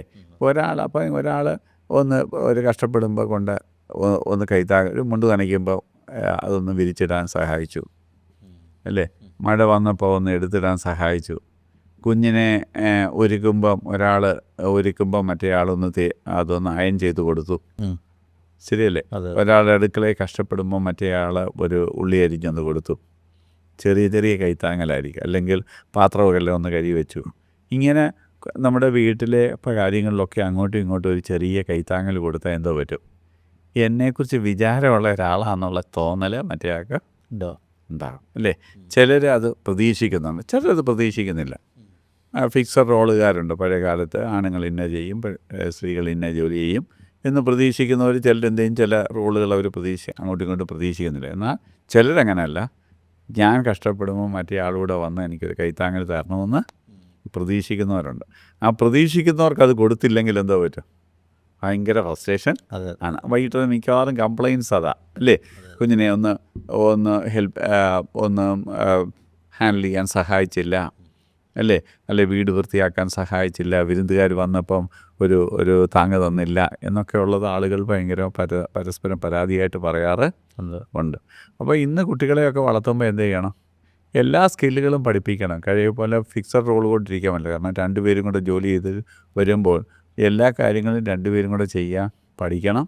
കുഞ്ഞുങ്ങളെ നമ്മളങ്ങനെ പരിശീലിപ്പിക്കണം. അങ്ങനെയാണെങ്കിൽ അവർക്ക് വീട്ടിലെ ഏത് ആണും പെണ്ണും വ്യത്യാസമില്ലാതെ എല്ലാ റോളുകളും ചെയ്യാൻ ഉള്ള പരിശീലനം കൊടുക്കാനും പറ്റും അല്ലേ? എന്നാൽ ചിലർക്ക് അങ്ങനെ വീട്ടിൽ ചെയ്ത് പരിശീലിപ്പിക്കത്തില്ല.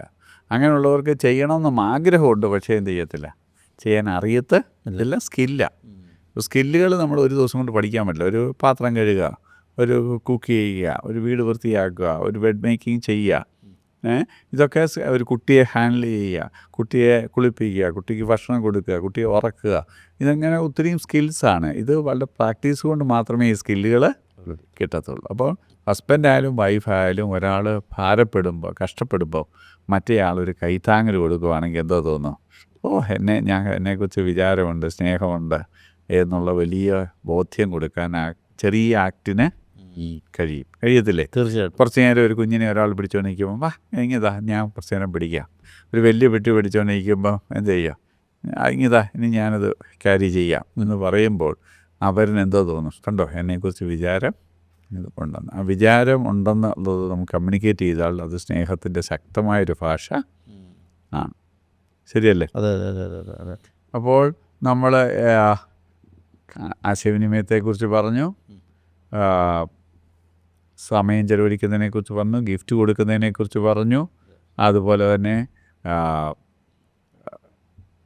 സർവീസ് ചെയ്യുന്നതിനെക്കുറിച്ച് പറഞ്ഞു, സ്പർശനത്തെക്കുറിച്ച് പറഞ്ഞു അല്ലേ? അപ്പം ഇങ്ങനെ ഒരാൾ എന്താണ് പ്രതീക്ഷിക്കുന്നതെന്ന് അറിഞ്ഞാൽ, ഇപ്പം വാക്കുകൾ പ്രതീക്ഷിക്കുന്നവർക്ക് വാക്കുകൾ കൊടുക്കുക, ഗിഫ്റ്റ് പ്രതീക്ഷിക്കുന്നവർക്ക് ഗിഫ്റ്റ് കൊടുക്കുക, ആക്ട് ഓഫ് സർവീസ് പ്രതീക്ഷിക്കുന്നവർക്ക് അത് കൊടുക്കുക, സ്പർശനം പ്രതീക്ഷിക്കുന്നവർക്ക് അത് കൊടുക്കുക, ഒരു ഗിഫ്റ്റ് പ്രതീക്ഷിക്കുന്നവർക്ക് അത് കൊടുക്കുക. എന്താണോ അവർ ആഗ്രഹിക്കുന്നത് കൊടുക്കാൻ കഴിഞ്ഞാൽ എന്തോ പറ്റും, തീർച്ചയായിട്ടും അവരെ നമുക്ക് സന്തോഷിപ്പിക്കാൻ പറ്റും, അവരുടെ ഹൃദയത്തിൽ പ്രവേശിക്കാൻ പറ്റും.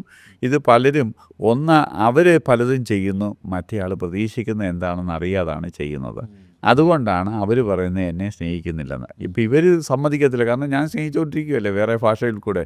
അപ്പം എന്നെ മനസ്സിലാക്കുന്നില്ലെന്നാണ് ഇവരുടെ കംപ്ലയിൻറ്റ്. മറ്റേ ആൾ എനിക്ക് തരുന്നില്ലെന്നാണ് അവർ കമ്മ്യൂണിക്കേറ്റ് ചെയ്യുന്നില്ല. കാരണം ഇത് നമ്മൾ ഹിന്ദിയും മലയാളവും സംസാരിക്കുന്ന പോലെ, തമിഴിലും മലയാളവും തമ്മിൽ സംസാരിക്കുന്ന പോലെ, നമ്മൾ മലയാളത്തിൽ സംസാരിക്കും, മറ്റൊരാൾ തമിഴിൽ സംസാരിച്ചാൽ രണ്ടുപേരും കമ്മ്യൂണിക്കേറ്റ് ചെയ്യുന്നുണ്ട്, പക്ഷേ പരസ്പരം മനസ്സിലാക്കുന്നില്ല. ഈ ചിലപ്പം പലപ്പോഴും നമ്മുടെ അച്ഛൻ്റെ ഭാഷ മകനും മനസ്സിലാകും. അച്ഛനും മകനും തമ്മിലുള്ളൊരു ബന്ധം അച്ഛനെ കുറച്ച് ഒരു റഫായിട്ടുള്ള രീതിയിലാണല്ലോ നമ്മുടെ നാട്ടിലൊക്കെ ആണെങ്കിൽ, നമ്മളൊക്കെ വളർന്നു വന്ന സാഹചര്യമാണെങ്കിൽ പോലും.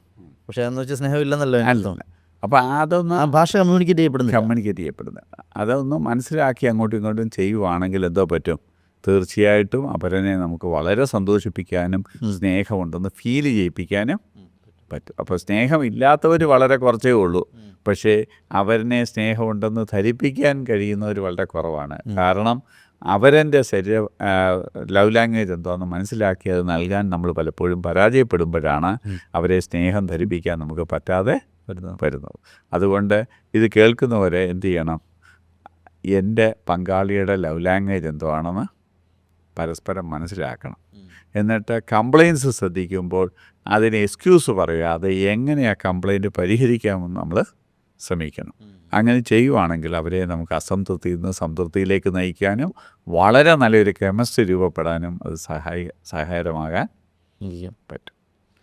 ഈ ഇപ്പം ചെറിയ നിസ്സാര കാര്യങ്ങളിലായിരിക്കുമല്ലോ ഒരു ഭാര്യയും ഭർത്താവും അല്ലെങ്കിൽ ഒരു കാമുകനും കാമുകനും തമ്മിലുള്ളൊരു അന്തരം ഉണ്ടാകുന്നത്. അതെ, അത് പിന്നീട് ക്രമേണ വർദ്ധിച്ച് സെപ്പറേഷനിലേക്ക് പോവുക. അപ്പം അതിൻ്റെ എനിക്ക് തോന്നുന്നു തുടക്കം ഈ പറഞ്ഞ മിസ്കമ്മ്യൂണിക്കേഷൻ എല്ലാം ഈ ഇതുപോലുള്ള ലവ് ലാംഗ്വേജിൽ അങ്ങോട്ടും ഇങ്ങോട്ടും മനസ്സിലാകാത്തതാണ്. ഇത് ഇപ്പം ഈ ആഴ്ച തന്നെ എനിക്ക് വന്ന ഒരു കേസ്. 6 മാസമായുള്ള കല്യാണം കഴിച്ചിട്ട് ഇപ്പം സെപ്പറേറ്റ് ചെയ്ത് നിൽക്കുക, ഡിവോഴ്സിലേക്ക് പോകാൻ ആഗ്രഹിക്കുക. അപ്പോഴാണ് ഒരാളെ കൂട്ടിക്കൊണ്ട് വന്നത്. അവിടെ സത്യത്തിൽ രണ്ടുപേരും സ്നേഹമുള്ളവരാണ്. പക്ഷേ ആ പെൺകുട്ടിക്ക് ലൈംഗികതയോട് അല്പം പേടി നേരത്തെ തൊട്ടേ ഉണ്ട്. എന്നാൽ അത് വേണമെന്ന് ആഗ്രഹമുണ്ട്. അപ്പം പെട്ടെന്നൊരാളോട് അടുക്കത്തില്ല. അവൾ വളരെ അടുപ്പമായി കഴിഞ്ഞെങ്കിൽ മാത്രമേ, മാനസികമായിട്ട് എടുത്തെങ്കിൽ മാത്രമേ ഒരാളോട് ശാരീരികമായിട്ട് എടുക്കാൻ ആഗ്രഹമുള്ളൂ. അപ്പം വിവാഹം കഴിച്ച ഭർത്താവ് ആദ്യമേ, പുരുഷൻ പലപ്പോഴും സ്നേഹം കാണിക്കുന്നത് ശരീരത്തിൽ നിന്ന് മനസ്സിലോട്ടാണ്. അപ്പോൾ അവൻ ചെന്ന് ആദ്യമേ ശാരീരികമായ അടുപ്പം കാണിക്കാൻ ശ്രമിച്ചു. 1-2 ദിവസം ടച്ചിങ്ങൊക്കെ പോയി. അവൾ ഒരു 4-5 ദിവസം കൊണ്ടൊരു ശാരീരിക ബന്ധത്തിലേക്ക് മൂവ് ചെയ്യാം, പതുക്കെ അടുക്കാമെന്ന് വിചാരിച്ച് അവളെ തന്നെ വിട്ടുകൊടുത്തെന്നാണ് അവൾ പറയുന്നത്. ലൈംഗിക ബന്ധം ഒഴിച്ച് ബാക്കിയുള്ള എക്സ്റ്റേണൽ ടച്ചും സ്നേഹപ്രകടനങ്ങളൊക്കെ അവർ തമ്മിൽ ചെയ്തു. പക്ഷേ അവൻ 2 ദിവസമായപ്പോഴത്തെ അവൻ പ്രതീക്ഷിച്ച പോലെ ഇവൾ സഹകരിക്കാഞ്ഞപ്പോൾ ഇവൾ സഹകരിക്കുന്നില്ലെന്ന് വീട്ടുകാരോടെല്ലാം പറഞ്ഞു. പറഞ്ഞെന്ന് പറഞ്ഞാൽ അവൾ എന്നെ കൊണ്ട് ദേഹത്ത് തൊടിയിപ്പിക്കത്ത് പോലും ഇല്ലെന്നാണ് പറഞ്ഞത്. അതിൻ്റെ ഇത് മാറി, കമ്മ്യൂണിക്കേഷൻ മാറി. അപ്പോൾ അത് കേട്ട അവളെ ഒന്ന് എന്നെ ബന്ധുക്കളുടെ നാണം കെടുത്തി. രണ്ടാമത് ഞാൻ ശരീരത്തിന് സ്പർശനം അനുവദിച്ചിരുന്നു, എന്നിട്ടും അനുവദിച്ചില്ല എന്നും തൊടിയിപ്പിച്ചില്ലെന്നും കള്ളം പറഞ്ഞു. ഇതോടെ ഈ ആളിനോടുള്ള ട്രസ്റ്റ് പെട്ടെന്ന് പോയി. അപ്പോൾ ഈ 2 ദിവസം സഹകരിച്ചതിൻ്റെ അത്രയും പോലും 3 തൊട്ടുള്ള ദിവസങ്ങളിൽ സഹകരിക്കാതായി. സ്വാഭാവികം. അദ്ദേഹത്തിന് അപ്പോഴത്തേക്ക് ദേഷ്യം കൂടി. അദ്ദേഹം ആ ഫ്രസ്ട്രേഷനിൽ പോയി മദ്യപിച്ചിട്ടൂടെ വന്ന് ദേഷ്യം പ്രകടിപ്പിക്കാൻ തുടങ്ങി. അതോടെ പേടി പിന്നെ കൂടി. അങ്ങനെ ഒരാഴ്ച കഴിഞ്ഞപ്പോഴത്തേക്ക് അവൾ വീട്ടിൽ പോകാനുള്ള ശ്രമം നടത്തി. അപ്പോഴത്തേക്കും മറ്റ് 2 വീട്ടുകാർ പറഞ്ഞു, ഈ ഒരു കാര്യത്തിൻ്റെ പേരിലാന്ന് പറഞ്ഞ് എല്ലാവരും വന്ന് അവളെ കുറ്റപ്പെടുത്തി. അതോടെ എന്നെ സമൂഹത്തിൽ നാണം കെടുത്തിയ, എൻ്റെ സ്വകാര്യത മറ്റുള്ളവരോട് പറഞ്ഞ, എനിക്ക് ഭയം മാറ്റി വന്നുകൊണ്ടിരുന്നപ്പോൾ എൻ്റെ ഭയം കൂട്ടിയത് തൻ്റെ പെരുമാറ്റമാണെന്ന് അവളും, ഞാനങ്ങനെ പെരുമാറിയത് നിൻ്റെ നിസ്സഹകരണം കൊണ്ടാണെന്ന് അവനും വിശ്വസിക്കുന്നു. ഈ 2 കാര്യം കൊണ്ട് എന്ത് ചെയ്തു? വിവാഹം കഴിച്ചിട്ട് 6 മാസമായിട്ടും സെപ്പറേറ്റ് ചെയ്യുന്നു, ജീവിക്കുന്നു, ഡിവോഴ്സിനെ കുറിച്ച് ചിന്തിക്കുന്നു. അടിസ്ഥാനപരമായി ഇത്രയേ ഉള്ളൂ പ്രശ്നം. ഈ അണ്ടർസ്റ്റാൻഡിങ്ങിലുള്ള ചെറിയൊരു പ്രശ്നം ഉണ്ടാക്കിയ വ്യത്യസ്തതയാണ് ഇത്രയും വലിയൊരു സെപ്പറേഷനിലേക്ക് നയിച്ചത്. വാസ്തവത്തിൽ ഇങ്ങനത്തെ കാര്യങ്ങളൊക്കെ നമ്മൾ ഏത് പ്രായത്തിലാണ് പഠിക്കേണ്ടത്? ഇത് പഠിക്കേണ്ട ഒരു വിഷയം, ഞാൻ മനസ്സിലാക്കിയിട്ടുള്ളത് പഠിക്കേണ്ട ഒരു വിഷയമാണ്. നമ്മുടെ അതാത് പ്രായത്തിനനുസരിച്ച് ഇത്തരം കാര്യങ്ങളെക്കുറിച്ച് നമ്മൾ എന്ത് ചെയ്യണം? വീട്ടിൽ പരിശീലനം കൊടുക്കണം. ഇതെല്ലാം മനുഷ്യ സഹജമാണെങ്കിൽ പോലും പഠിക്കേണ്ടതല്ലേ? ഇതൊരു കലയാണ്. സ്നേഹമൊക്കെയാണുള്ളൊരു നൈസർഗിക വാസനയാണ്. പക്ഷേ അത് പ്രകടിപ്പിക്കുക എന്ന് പറഞ്ഞൊരു കലയാണ്. അതാണ് വ്യത്യാസം അല്ലേ? ആ കലയെ സാധകം ചെയ്ത് ഡെവലപ്പ് ചെയ്തെടുക്കേണ്ടതാണ്. അതിനുള്ള പരിശീലനം നമ്മൾ എത്ര വരെ പഠിച്ചാലും ആളുകൾ പരിശീലനം കൊടുക്കുന്നില്ല. ഉണ്ടോ? നമ്മുടെ വീടുകളിൽ അങ്ങനെയുള്ള പരിശീലനം കൊടുക്കുന്നില്ലല്ലോ. പക്ഷേ ഇന്ന് സ്നേഹം പ്രതീക്ഷിക്കുന്നത് വളരെയേറെ കൂടി അല്ലേ? ഈ ഒരു കാലഘട്ടത്തിൽ സ്നേഹപ്രകടനം കുറച്ചുകൂടെ ആളുകൾ പ്രതീക്ഷിക്കുന്ന ഒരു കാലഘട്ടത്തിൽ നമ്മൾ ജീവിക്കുന്നത് അല്ലേ? അപ്പോൾ പക്ഷേ സ്നേഹം പ്രകടിപ്പിക്കേണ്ട രീതി പലർക്കും ഇല്ല. ഇല്ല. കാരണം അതിന് പരിശീലിച്ചിട്ടുമില്ല, അങ്ങനൊരു ശീലവും പലർക്കും ഇല്ല. അതുകൊണ്ട് അവർക്ക് എന്ത് ചെയ്യുന്നു, മറ്റൊരാൾ ആഗ്രഹിക്കുന്ന നിലയിൽ പ്രകടിപ്പിക്കാൻ പറ്റുന്നില്ല. ഇത് പലരെയും ഫ്രസ്ട്രേഷനിലേക്ക് നയിക്കുന്നു. അപ്പോൾ സ്നേഹം ഉള്ളിലില്ലാഞ്ഞിട്ടല്ല പ്രശ്നം, സ്നേഹം മറ്റൊരാൾക്ക് മനസ്സിലാകുന്ന ഭാഷയിൽ പ്രകടിപ്പിക്കാനുള്ള ആ കലയുടെ അഭാവമാണ് ഇവിടുത്തെ പ്രശ്നം. കറക്റ്റ്, ഒരു രക്ഷയില്ല. അല്ല, ഇത് വളരെ ഇതുപോലെ ഇങ്ങനെ ആഴത്തിൽ ചിന്തിക്കുമ്പോഴാണ് അതിൻ്റെ ഒരു സീരിയസ്നെസ് എത്രമാത്രം ഉണ്ടെന്ന് ഞാൻ ഇങ്ങനെ ആലോചിക്കുമായിരുന്നു. ഇപ്പം കഴിഞ്ഞ ദിവസം എൻ്റെ ഒരു ബന്ധു, അമ്മയുടെ ഒരു ബന്ധുവാണ്. അപ്പോൾ അവർ വിളിച്ചിട്ട് പ്രായമായി, 85 വയസ്സായി. അപ്പോൾ എൻ്റെ ചെറിയ പ്രായം മുതൽ ഇവർ അങ്ങ് പാലക്കാട് നിന്ന് നമ്മുടെ നാട്ടിൽ വരും. അപ്പോൾ അത് എൻ്റെ ഓർമ്മകളിലുണ്ട്. എല്ലാ വർഷവും വരും, മുടങ്ങാതെ വരും, മക്കളൊക്കെ ആയിട്ട്. അപ്പോൾ എന്നെ കഴിഞ്ഞ ദിവസം ഇങ്ങനെ വിളിച്ചിട്ട് പറഞ്ഞു, നീ എപ്പോഴാണ് വരുന്നതെന്ന് ചോദിച്ചു. ഞാനങ്ങനെ ഒത്തിരി വർഷങ്ങളായി കണ്ടിട്ട്. അപ്പോൾ ഞാൻ പറഞ്ഞു, ഞാൻ ഉടനെ വരാമെന്ന് പറഞ്ഞു. അപ്പോൾ എന്നോട് ചോദിച്ചു, നീ പറഞ്ഞ കള്ളമല്ലേ, എന്നെ സമാധാനിപ്പിക്കാൻ വേണ്ടി പറഞ്ഞതല്ലേ, നീ വരത്തില്ലെന്ന് എനിക്കറിയാമെന്ന് പറഞ്ഞു. അപ്പോൾ എനിക്ക് ഭയങ്കര വിഷമമായി അത് കേട്ട്. അപ്പോൾ അവരെ സംബന്ധിച്ച് നമ്മളൊന്ന് ചെന്നാൽ മതി. അതാണ് ആ ഒരു സന്ദർശനം കാഴ്ചയ്ക്ക് അവർ എന്തുമാത്രം വാല്യൂ കൊടുക്കുന്നു. ശരിയല്ലേ? അതെ. അത് നമ്മളുള്ള സ്നേഹത്തിൻ്റെ ഒരു വാഞ്ചയാണ്. തന്നെ ഒരാളെ കാണണമെന്ന് ഒരാൾ ആഗ്രഹിക്കുക എന്ന് പറഞ്ഞാൽ വളരെ വലിയ ഒരു ഹൃദയത്തിൻ്റെ വാഞ്ചയല്ലേ? അതെ. അത് ആ അതിന് നമ്മൾ എക്സ്ക്യൂസ് പറയുന്നതിനേക്കാളും എങ്ങനെ അത് നിറവേറ്റണമെന്ന് ആഗ്രഹിക്കുമ്പോൾ നമുക്ക് ഒരാളെ പെട്ടെന്ന് സംതൃപ്തി കൊടുക്കാൻ പറ്റും, അല്ലേ? ചിലർ മരിക്കാതെ പോലും കിടക്കുന്നുണ്ട്. ചില മക്കളെ കാണണമെന്ന് വെച്ചിട്ട് വലിച്ചു കിടക്കും. വന്ന ഒരു മുഖം കണ്ട് ഒന്ന് ചിരിച്ച് ചിലപ്പോൾ ആൾ അപ്പം തന്നെ ജീവൻ പോകും. അതെ, ഒരുപാട് കേസുകൾ ഞാൻ കേട്ടിട്ടുണ്ട്. കാരണം അവരുടെ മനസ്സിൽ അത്ര വലിയൊരു ആഗ്രഹമാണ് ആളിനെ ഒന്ന് മീറ്റ് ചെയ്യണമെന്നുള്ളത്, അല്ലേ? അപ്പോൾ അത് മനസ്സിൻ്റെ ആഗ്രഹം സാധിച്ചു കഴിഞ്ഞതോടെ പിന്നെ സായുജ്യമായി. ഇനിയും നിന്നിട്ട് കാര്യമില്ല. അത്രയ്ക്ക് പവറാണ് ഒരാളെ കാണുക എന്ന് പറഞ്ഞാൽ. അപ്പോൾ ആ ഹൃദയത്തിന് ഇതിൻ്റെ വാല്യൂ നമ്മളിപ്പോഴും എന്ത് ചെയ്യുന്നില്ല, മനസ്സിലാക്കുന്ന ഇല്ല. പലപ്പോഴും തിരക്കിനിടയിൽ ജീവിതത്തിന് ഇതുപോലുള്ള വൈകാരിക നിമിഷങ്ങളുടെ മൂല്യങ്ങൾ നമ്മൾ മറന്നു പോകുന്നു, അല്ലേ? അതെ. സത്യത്തിൽ ഇതൊക്കെയല്ലേ ജീവിതത്തെ ധന്യമാക്കുന്നത്. തീർച്ചയായിട്ടും.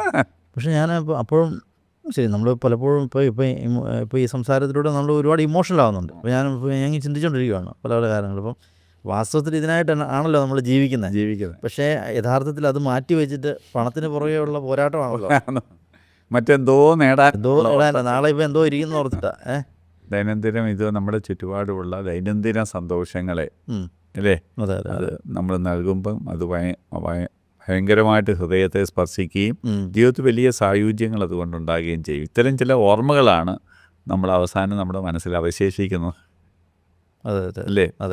സ്നേഹം എക്സ്ചേഞ്ച് ചെയ്ത ഓർമ്മകളല്ലേ നമ്മുടെ മനസ്സിൽ അവശേഷിക്കുന്ന ഓർമ്മകൾ, ശരിയല്ലേ? തീർച്ചയായും 100%.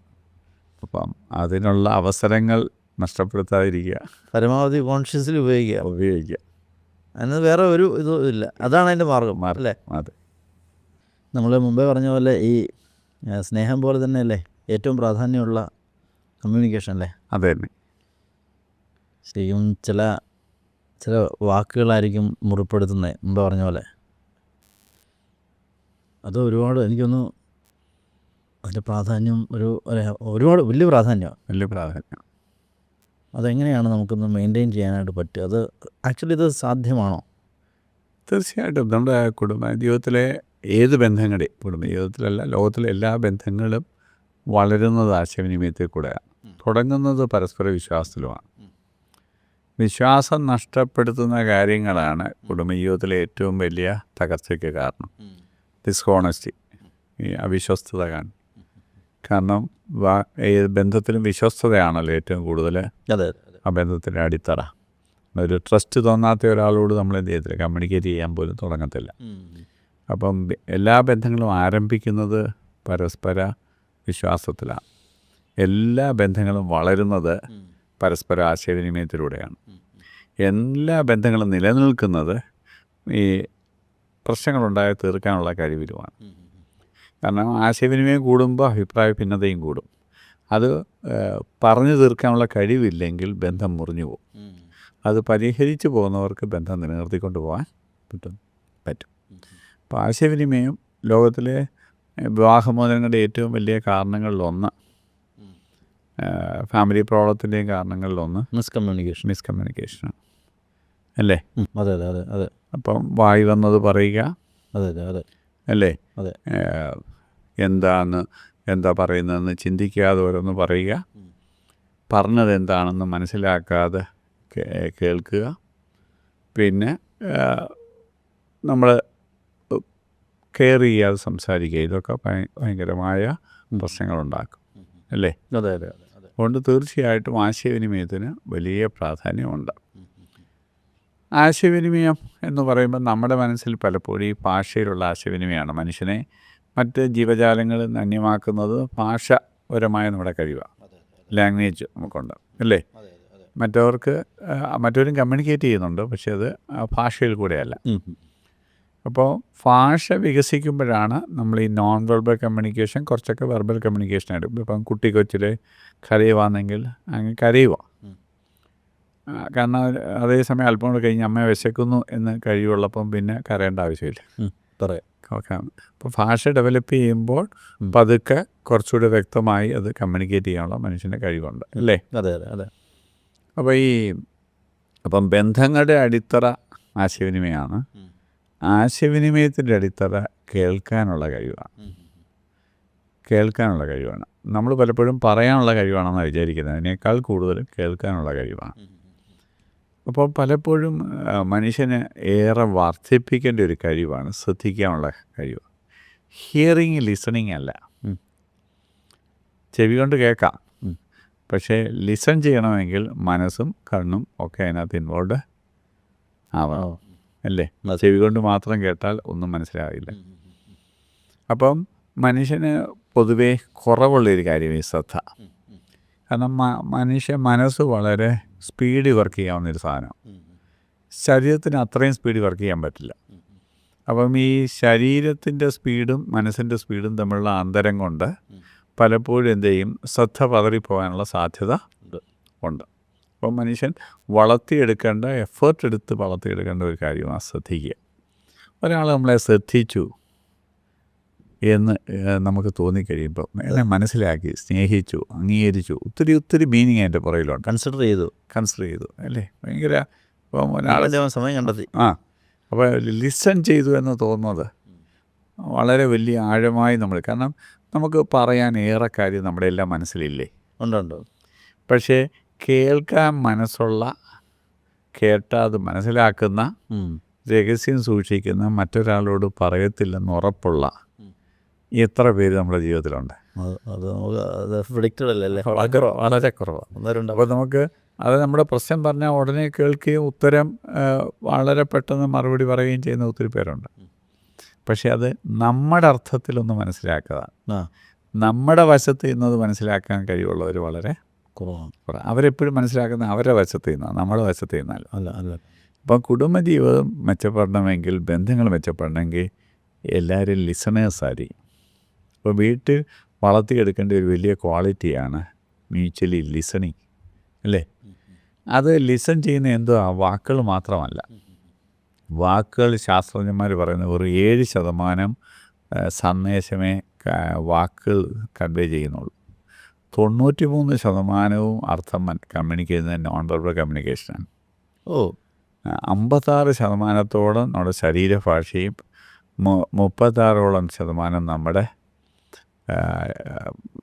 ടോണും വോളിയോ ഈ പിച്ചും ഒക്കെയാണ്. മനസ്സിലായി? അപ്പോൾ യേസ് എന്ന് പറഞ്ഞാൽ നോ എന്നർത്ഥമുണ്ട് ഇല്ലേ? ഉണ്ട്. ഞാൻ തരാമടാ എന്ന് പറഞ്ഞാൽ തരുമോ നല്ല അർത്ഥം. അതെ. നീ വാ പറഞ്ഞാൽ വരാനുള്ള ഇൻവിറ്റേഷൻ അല്ല. പൊക്കോ പോയിട്ട് വാ എന്ന് പറഞ്ഞാൽ പോകാൻ അനുവദിച്ചതല്ല, ആണോ? അപ്പോൾ ആ പോകാൻ പറഞ്ഞതിൻ്റെ അർത്ഥം പോകരുതെന്നാണെന്ന് മനസ്സിലാക്കണമെങ്കിൽ ആ ശരീരഭാഷയോടെ ശ്രദ്ധിച്ചാലേ പറ്റൂ, ടോണൂടെ ശ്രദ്ധിച്ചാലേ പറ്റുള്ളൂ. ഇത് പലപ്പോഴും നമ്മൾ എന്ത് ചെയ്യത്തില്ല, ശ്രദ്ധിക്കത്തില്ല. അതാണ് ആക്റ്റീവ് ലിസണിങ് ഇല്ലാത്തതിൻ്റെ ആക്റ്റീവ് ലിസണിങ്. അത് ഫാമിലിയിൽ ഏറ്റവും അടിസ്ഥാനപരമായിട്ട് വേണ്ടിയത്. അപ്പോൾ ഈയിടെ ആരാണ്ട് പറഞ്ഞു, സ്നേഹത്തിനുള്ളൊരു പറയാതെ അറിയാനുള്ള കഴിവാണ് അല്ലേ? ഈ സ്നേഹമുള്ളവർക്ക് പറയാതെ തന്നെ അറിയാം. കാരണം എന്ത് ചെയ്യാം, അവർ മുഖഭാവം കണ്ടിട്ട് ശരീരഭാഷ കണ്ടിട്ട് ശരീരത്തിൻ്റെ സ്പീഡ് കണ്ടാൽ പോലും പോയ കാര്യം നടന്നോന്ന്, പോയിട്ട് വരുമ്പോഴുള്ള കൈവീശ് ശ്രദ്ധിച്ചാൽ മതി, നടപ്പിൻ്റെ സ്പീഡ് ശ്രദ്ധിച്ചാൽ മതി, പോയ കാര്യം നടന്നോ ഇല്ലയെന്നറിയാം. ഒരാളുടെ മൂഡ് എന്താണെന്നറിയാം, അറിയത്തില്ലേ? അതെ. അപ്പം നല്ലപോലെ ശ്രദ്ധിക്കുന്നവർക്ക് പറയാതറിയാൻ പറ്റും. ആ ഗ്രാസ്പിംഗ് പവറാണ് ഒരാളെ നല്ല ലിസണർ ആക്കും. ഇത് നമ്മൾ വളർത്തിയെടുക്കേണ്ട ഒരു സ്കില്ലാണ്, അല്ലേ? അതെ അതെ. ആ കഴിവ് നമുക്കുണ്ടെങ്കിൽ വീട്ടിലുള്ളവരെല്ലാം പരസ്പരം ശ്രദ്ധിക്കുന്നവരാണെങ്കിൽ എന്ത് ഭയങ്കര ആശ്വാസം, ശരിയല്ലേ? അതെ. നമ്മളെ ആരും എന്നെ ശ്രദ്ധിക്കുന്ന, ആരും എന്നെ മൈൻഡ് ചെയ്യുന്നില്ല എന്നുള്ളത് മോസ്റ്റ്ലി ആളുകൾക്ക് കാര്യം പറഞ്ഞാൽ മാത്രം മതി, അല്ലാതെ പരിഹാരത്തിൻ്റെ ആവശ്യമില്ല പലപ്പോഴും. അല്ല, കേൾക്കാൻ ഒരാൾ കേട്ടാൽ മതി. പിന്നെ ആളുകൾ പലപ്പോഴും എൻ്റെ അടുക്ക് കൗൺസിലിങ്ങിൽ അത് കൂടുതലാണ്. ഭയങ്കര ഇൻ്റർനാഷണൽ, ഇപ്പോൾ 6 ലക്ഷം രൂപ 5 ലക്ഷം രൂപ ഒക്കെ ടിക്കറ്റ് ടു ആൻഡ് ഫ്രോ എടുത്ത് ആൾക്കാർ ചിലപ്പോൾ എൻ്റെ അടുക്ക് വരും. എന്തിനാ? കേട്ടാൽ മതി. കേട്ടോ, ചിലർ പറയും, അത് കേൾക്കുമ്പം തന്നെ അവർക്ക് ആശ്വാസം കിട്ടി. ആരെയും, കാരണം അവർക്ക് അത് ഞാൻ പറഞ്ഞാൽ ശ്രദ്ധിക്കും, കേൾക്കും, ഞാൻ പറയുന്ന അർത്ഥത്തിൽ മനസ്സിലാവും എന്ന ഒരാളെ തേടി നടക്കുമോ, അല്ലേ? അങ്ങനെയുള്ളവർ വളരെ കുറവാണ്. ധാരാളം കഴിവുള്ളവരും വിദ്യാഭ്യാസമുള്ളവരും ഹൈലി ക്വാളിഫൈഡ് ആൾക്കാരുണ്ട്, പക്ഷേ അവർ പലരും നല്ല ലിസണേഴ്സ് അല്ല. അപ്പം നല്ല ലിസണിങ് ഒരു വലിയ സ്കില്ലാണ്. ഇന്ന് ലോകത്തിന് വളരെ, ഒരാളൊന്ന് കേട്ടിരുന്നെങ്കിൽ പലരും മരിക്കത്തില്ല. ചിലർ പറയുന്ന ഒരു വിടവാങ്ങൽ ശ്രദ്ധിച്ച് ഒത്തിരി പേരെ ഞാൻ മരണത്തിൽ നിന്ന് രക്ഷപ്പെടുത്തിയിട്ടുണ്ട്. അവരെ ടോൺ കേട്ടപ്പോൾ ഒരു അത് കേട്ടിട്ട് നമുക്ക് മാനസികാവസ്ഥ ശരിയല്ലെന്ന് മനസ്സിലാക്കിയപ്പോൾ ഒഴുക്കെടുത്ത് ഒറ്റ പ്രതികരണം കൊണ്ട് ഒരാൾ ജീവനിലേക്ക് വന്നിട്ടുണ്ട്, ഒത്തിരി പേര്. അപ്പോൾ അവരെ ആ സമയത്തൊന്ന് ശ്രദ്ധിച്ചു, അവരെ വികാര തീവ്രത മനസ്സിലാക്കി. അപ്പോഴത്തേക്ക് അവർക്ക് എന്തോ മനസ്സിലായി, ഭയങ്കര ആശ്വാസം, ഭയങ്കര പ്രതീക്ഷ കിട്ടി. ഇവിടെ ഒരാൾ മകൻ അടിച്ച് ഒരമ്മ വീട്ടിൽ നിന്ന് പോവുക, പ്രത്യേകിച്ച് അമ്മ ഭർത്താവില്ലാതെ വളർത്തിയ മകനാണ്. അവൻ സ്വന്തം അമ്മയെ അടിച്ചപ്പോൾ ഇപ്പം അമ്മ മരിക്കാൻ പോവുക. പോയ വഴിക്ക് അമ്മ കുറച്ച് കാലം മുമ്പേ എന്നോടൊപ്പം കുറച്ച് കാലം ജോലി ചെയ്തിട്ടുണ്ട്, ചെറിയ സഹായിയായിട്ട്. അവർ ആ സമയത്ത് എൻ്റെ പേര് ഓർമ്മ, പെട്ടെന്ന് എന്നെ വിളിച്ചു, ഒരു കരച്ചിൽ. ഞാനപ്പോൾ മോളെ സാർ നീ വാ, നമുക്കത് പരിഹരിക്കാം, ഇപ്പം തന്നെ വാ, ഞാനിവിടെ ഉണ്ട്, നീ പെട്ടെന്ന് വാ, ഇത്രയും വിളിച്ചതേ ഉള്ളൂ.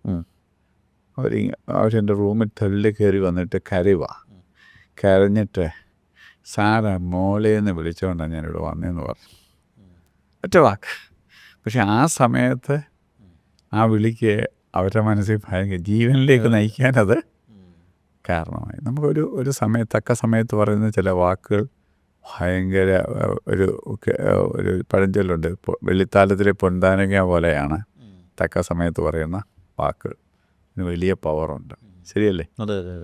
അപ്പോൾ അത് ഒരാടെ ഇപ്പം എങ്ങനെയുണ്ട്, പോകുന്നു സാറേ, ആ പോകുന്നതിൻ്റെ നീട്ട് കേൾക്കുമ്പോഴേ നമുക്കറിയാം പോകാൻ ശരിയായിട്ടല്ല പോകുന്നത്.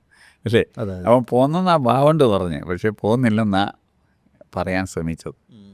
അത് സെൻസ് ചെയ്യാൻ കഴിയുന്ന ഒരു ശ്രദ്ധ ഇത് നമ്മുടെ വീടുകളിലുണ്ടെങ്കിൽ നമുക്ക് അനേകരെ രക്ഷിക്കാൻ പറ്റും.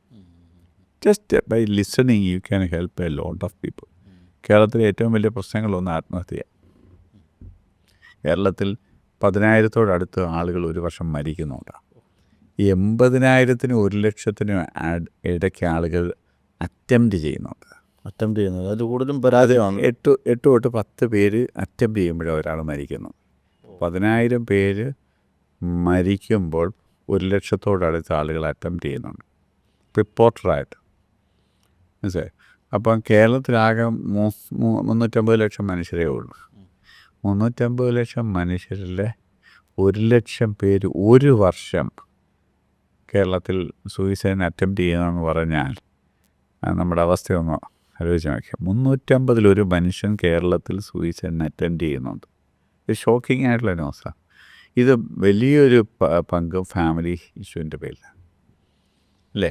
കുടുംബം മറ്റാര് വേദനിപ്പിച്ചാലും അത്രയും വേദനയില്ല. ഏറ്റവും അടുപ്പമുള്ള ചിലർ വേദനിക്കുമ്പോഴാണ് ആളുകൾ ജീവിതം മടുക്കുന്നത്. ജീവിതത്തിൽ ആരെങ്കിലും ബിലോങ്ങിങ് റിലേഷൻഷിപ്പും കൂടെ ഉണ്ടെന്ന് പറഞ്ഞാൽ ആരും ചെയ്യാതില്ല. ആവോ? അപ്പം ആരുമില്ല എന്നുള്ളൊരു തോന്നലാണ് ആത്മഹത്യ ആരംഭം. ആരുമില്ലെന്നും ഇനി എനിക്ക് മുന്നോട്ട് പോകാൻ ഒരു വഴിയും, അപ്പോൾ ആ വൈകാരിക അവസ്ഥയിൽ അവർക്കൊരു വഴിയും കാണുന്നില്ല. സത്യത്തിൽ 100 കൂട്ടം വഴികൾ കാണും, പക്ഷേ വികാര തീവ്രതയിൽ ചിന്തിക്കാൻ കഴിവില്ലാത്തതുകൊണ്ട് അവർക്കൊരു വഴിയും മുന്നിലോട്ട് കാണുന്നില്ല. അതാണ് പ്രശ്നം, അല്ലേ? അത് വഴിയുണ്ടെന്ന് അവരെ ഒന്ന് ശ്രദ്ധിക്കുകയും അവർക്ക് ചിന്തിക്കാൻ വയ്യാത്തവൻ മറ്റൊരാൾ ഒന്ന് കേൾക്കുകയും അവരെ ചിന്തിപ്പിക്കാനും കഴിഞ്ഞാൽ അവർക്ക് 100 കൂട്ടം വഴികളുണ്ടെന്ന് മനസ്സിലാവും. പിന്നെ അവർ ചിന്തിച്ചത് വളരെ ആവശ്യമില്ലാത്തതാണെന്നുള്ള തിരിച്ചറിവിലേക്ക് അവർ വരും. പക്ഷേ ആ മൊമെൻറ്റിൽ അങ്ങനെ ചിന്തിപ്പിക്കാൻ അവർ കേൾക്കേണ്ടത് അവരെ വിഷമം കേൾക്കാൻ ഒരാളാണ്, അല്ലേ? അതെ. ഇപ്പം നമ്മുടെ വീടുകൾ ശ്രദ്ധിക്കുന്ന സ്ഥലമായിട്ട് മാറണം. എല്ലാവരും വളർത്തിയെടുക്കേണ്ട ഒരു സ്കില്ലാണ്. ഇപ്പോൾ ഒരു കുട്ടി പഠിത്തത്തിൽ പിന്നോട്ട് പോയെങ്കിൽ, ഒരാൾ ഭക്ഷണം കഴിക്കാൻ കിടക്കുന്നുണ്ടെങ്കിൽ, പതിവിലും താമസിച്ച് എഴുന്നേൽക്കുന്നുണ്ടെങ്കിൽ, ഉറങ്ങാതെ തിരിഞ്ഞും മറിഞ്ഞും കിടക്കുന്നുണ്ടെങ്കിൽ, അല്ലേ, ഭക്ഷണം ഈ ദിവസങ്ങളിൽ കഴിക്കുന്നില്ലെങ്കിൽ, ശരീരം ക്ഷീണിച്ചു വരുന്ന, മുഖത്തെ വാട്ടം വന്നാൽ, അല്ലേ, അപ്പം പതിവ് രീതിയിൽ നിന്ന് എന്ത് മാറ്റം വന്നാലും അതൊരു മാറ്റമാണ്. അതെന്തുവാണെന്ന് നമുക്ക് ശ്രദ്ധിക്കാൻ പറ്റിയാൽ കുടുംബത്തിലെ പല പ്രശ്നങ്ങളെയും ആദ്യ സ്റ്റേജിൽ തന്നെ നമുക്ക് ഐഡൻറ്റിഫൈ ചെയ്തില്ലേ? അതെ, തീർച്ചയായിട്ടും. അതിനെന്തോ വേണം? വീട്ടിലുള്ള എല്ലാവരും അങ്ങോട്ടും ഇങ്ങോട്ടും, വീട്ടിലുള്ളവർ ശ്രദ്ധിച്ചില്ലേ പിന്നെ ആരും ശ്രദ്ധിക്കാൻ, അല്ലേ? ഈയിടെ 7 മാസം പ്രഗ്നൻ്റ് ആയൊരു സ്കൂൾ കുട്ടിയെ അത് ഐഡൻറ്റിഫൈ ചെയ്തത് ട്യൂഷൻ ടീച്ചറാണ്, അല്ലെങ്കിൽ സ്കൂൾ ടീച്ചറാണ്. ആരും കണ്ടുപിടിച്ചില്ല. വീട്ടിൽ താമസിച്ച കുട്ടിയെ ഇടയ്ക്ക് ഒരു സ്കൂൾ കുട്ടിയുടെ 7 മാസം ഗർഭിണിയായ ചേഞ്ചസ് പോലും വീട്ടിലാരും ശ്രദ്ധിച്ചില്ല. എന്തൊരു അശ്രദ്ധയാണ്. ഞാൻ പറയാം, ഇങ്ങനെ 100 കണക്കിന് അശ്രദ്ധയുടെ കഥകളാണ് ഞാൻ എല്ലാ ദിവസവും കേൾക്കുന്നത്. നമ്മൾ ഏറ്റവും ശ്രദ്ധിക്കുന്ന സ്ഥലമെന്ന് പറയുന്ന സ്ഥലം ഇപ്പം ശ്രദ്ധിക്കുന്ന ആളുകളുടെ എണ്ണം വളരെ കുറഞ്ഞു, അല്ലേ? ഒരു കുടുംബത്തിൻ്റെ ക്വാളിറ്റികളിലൊന്ന് മ്യൂച്വലി എല്ലാവരും അങ്ങോട്ടും ഇങ്ങോട്ടും ഒന്ന് ശ്രദ്ധിക്കുക. ആ ശ്രദ്ധിക്കുകയും മുൻവിധിയില്ലാതെ ശ്രദ്ധിക്കുകയും ചെയ്താൽ നമുക്ക് എന്ത് ചെയ്യാൻ പറ്റും? പലരെ യഥാർത്ഥ അവസ്ഥ മനസ്സിലാക്കാൻ പറ്റും. മനസ്സിലാക്കിയ തക്ക സമയത്ത് തന്നെ നമുക്ക് ഹെൽപ്പ് കൊടുക്കാൻ പറ്റും. ശരിയല്ലേ? അതുകൊണ്ട് ഒരാൾ മിണ്ടാതിരുന്നെങ്കിൽ, ചിരിക്കുന്നില്ലെങ്കിൽ, താമസിച്ച് വീട്ടിൽ വരുന്നെങ്കിൽ, അല്ലെങ്കിൽ ജോലിക്ക് പോകുന്നില്ലെങ്കിൽ, അതൊക്കെ എന്തോ വലിയൊരു കാര്യമുണ്ട് പുറകിൽ, അല്ലേ?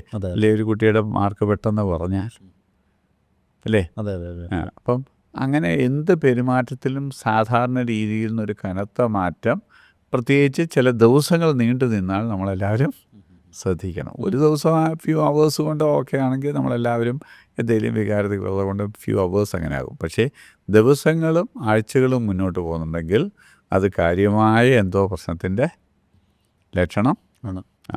ഇപ്പം വീട്ടിൽ നമുക്ക് ശ്രദ്ധിക്കാനുള്ള നോൺ വെർബൽ കമ്മ്യൂണിക്കേഷൻസ് ശ്രദ്ധിക്കാനുള്ള കഴിവ് നമ്മൾ വയ്ക്കണം. അത് ശ്രദ്ധിക്കുകയാണെങ്കിൽ നമുക്ക് പല കാര്യങ്ങൾ ഏർലി തന്നെ ഡിറ്റക്റ്റ് ചെയ്യാനും സഹായിക്കാനും പറ്റും. അപ്പോൾ സ്നേഹം ശ്രദ്ധിക്കുന്നതാണ്, അല്ലേ?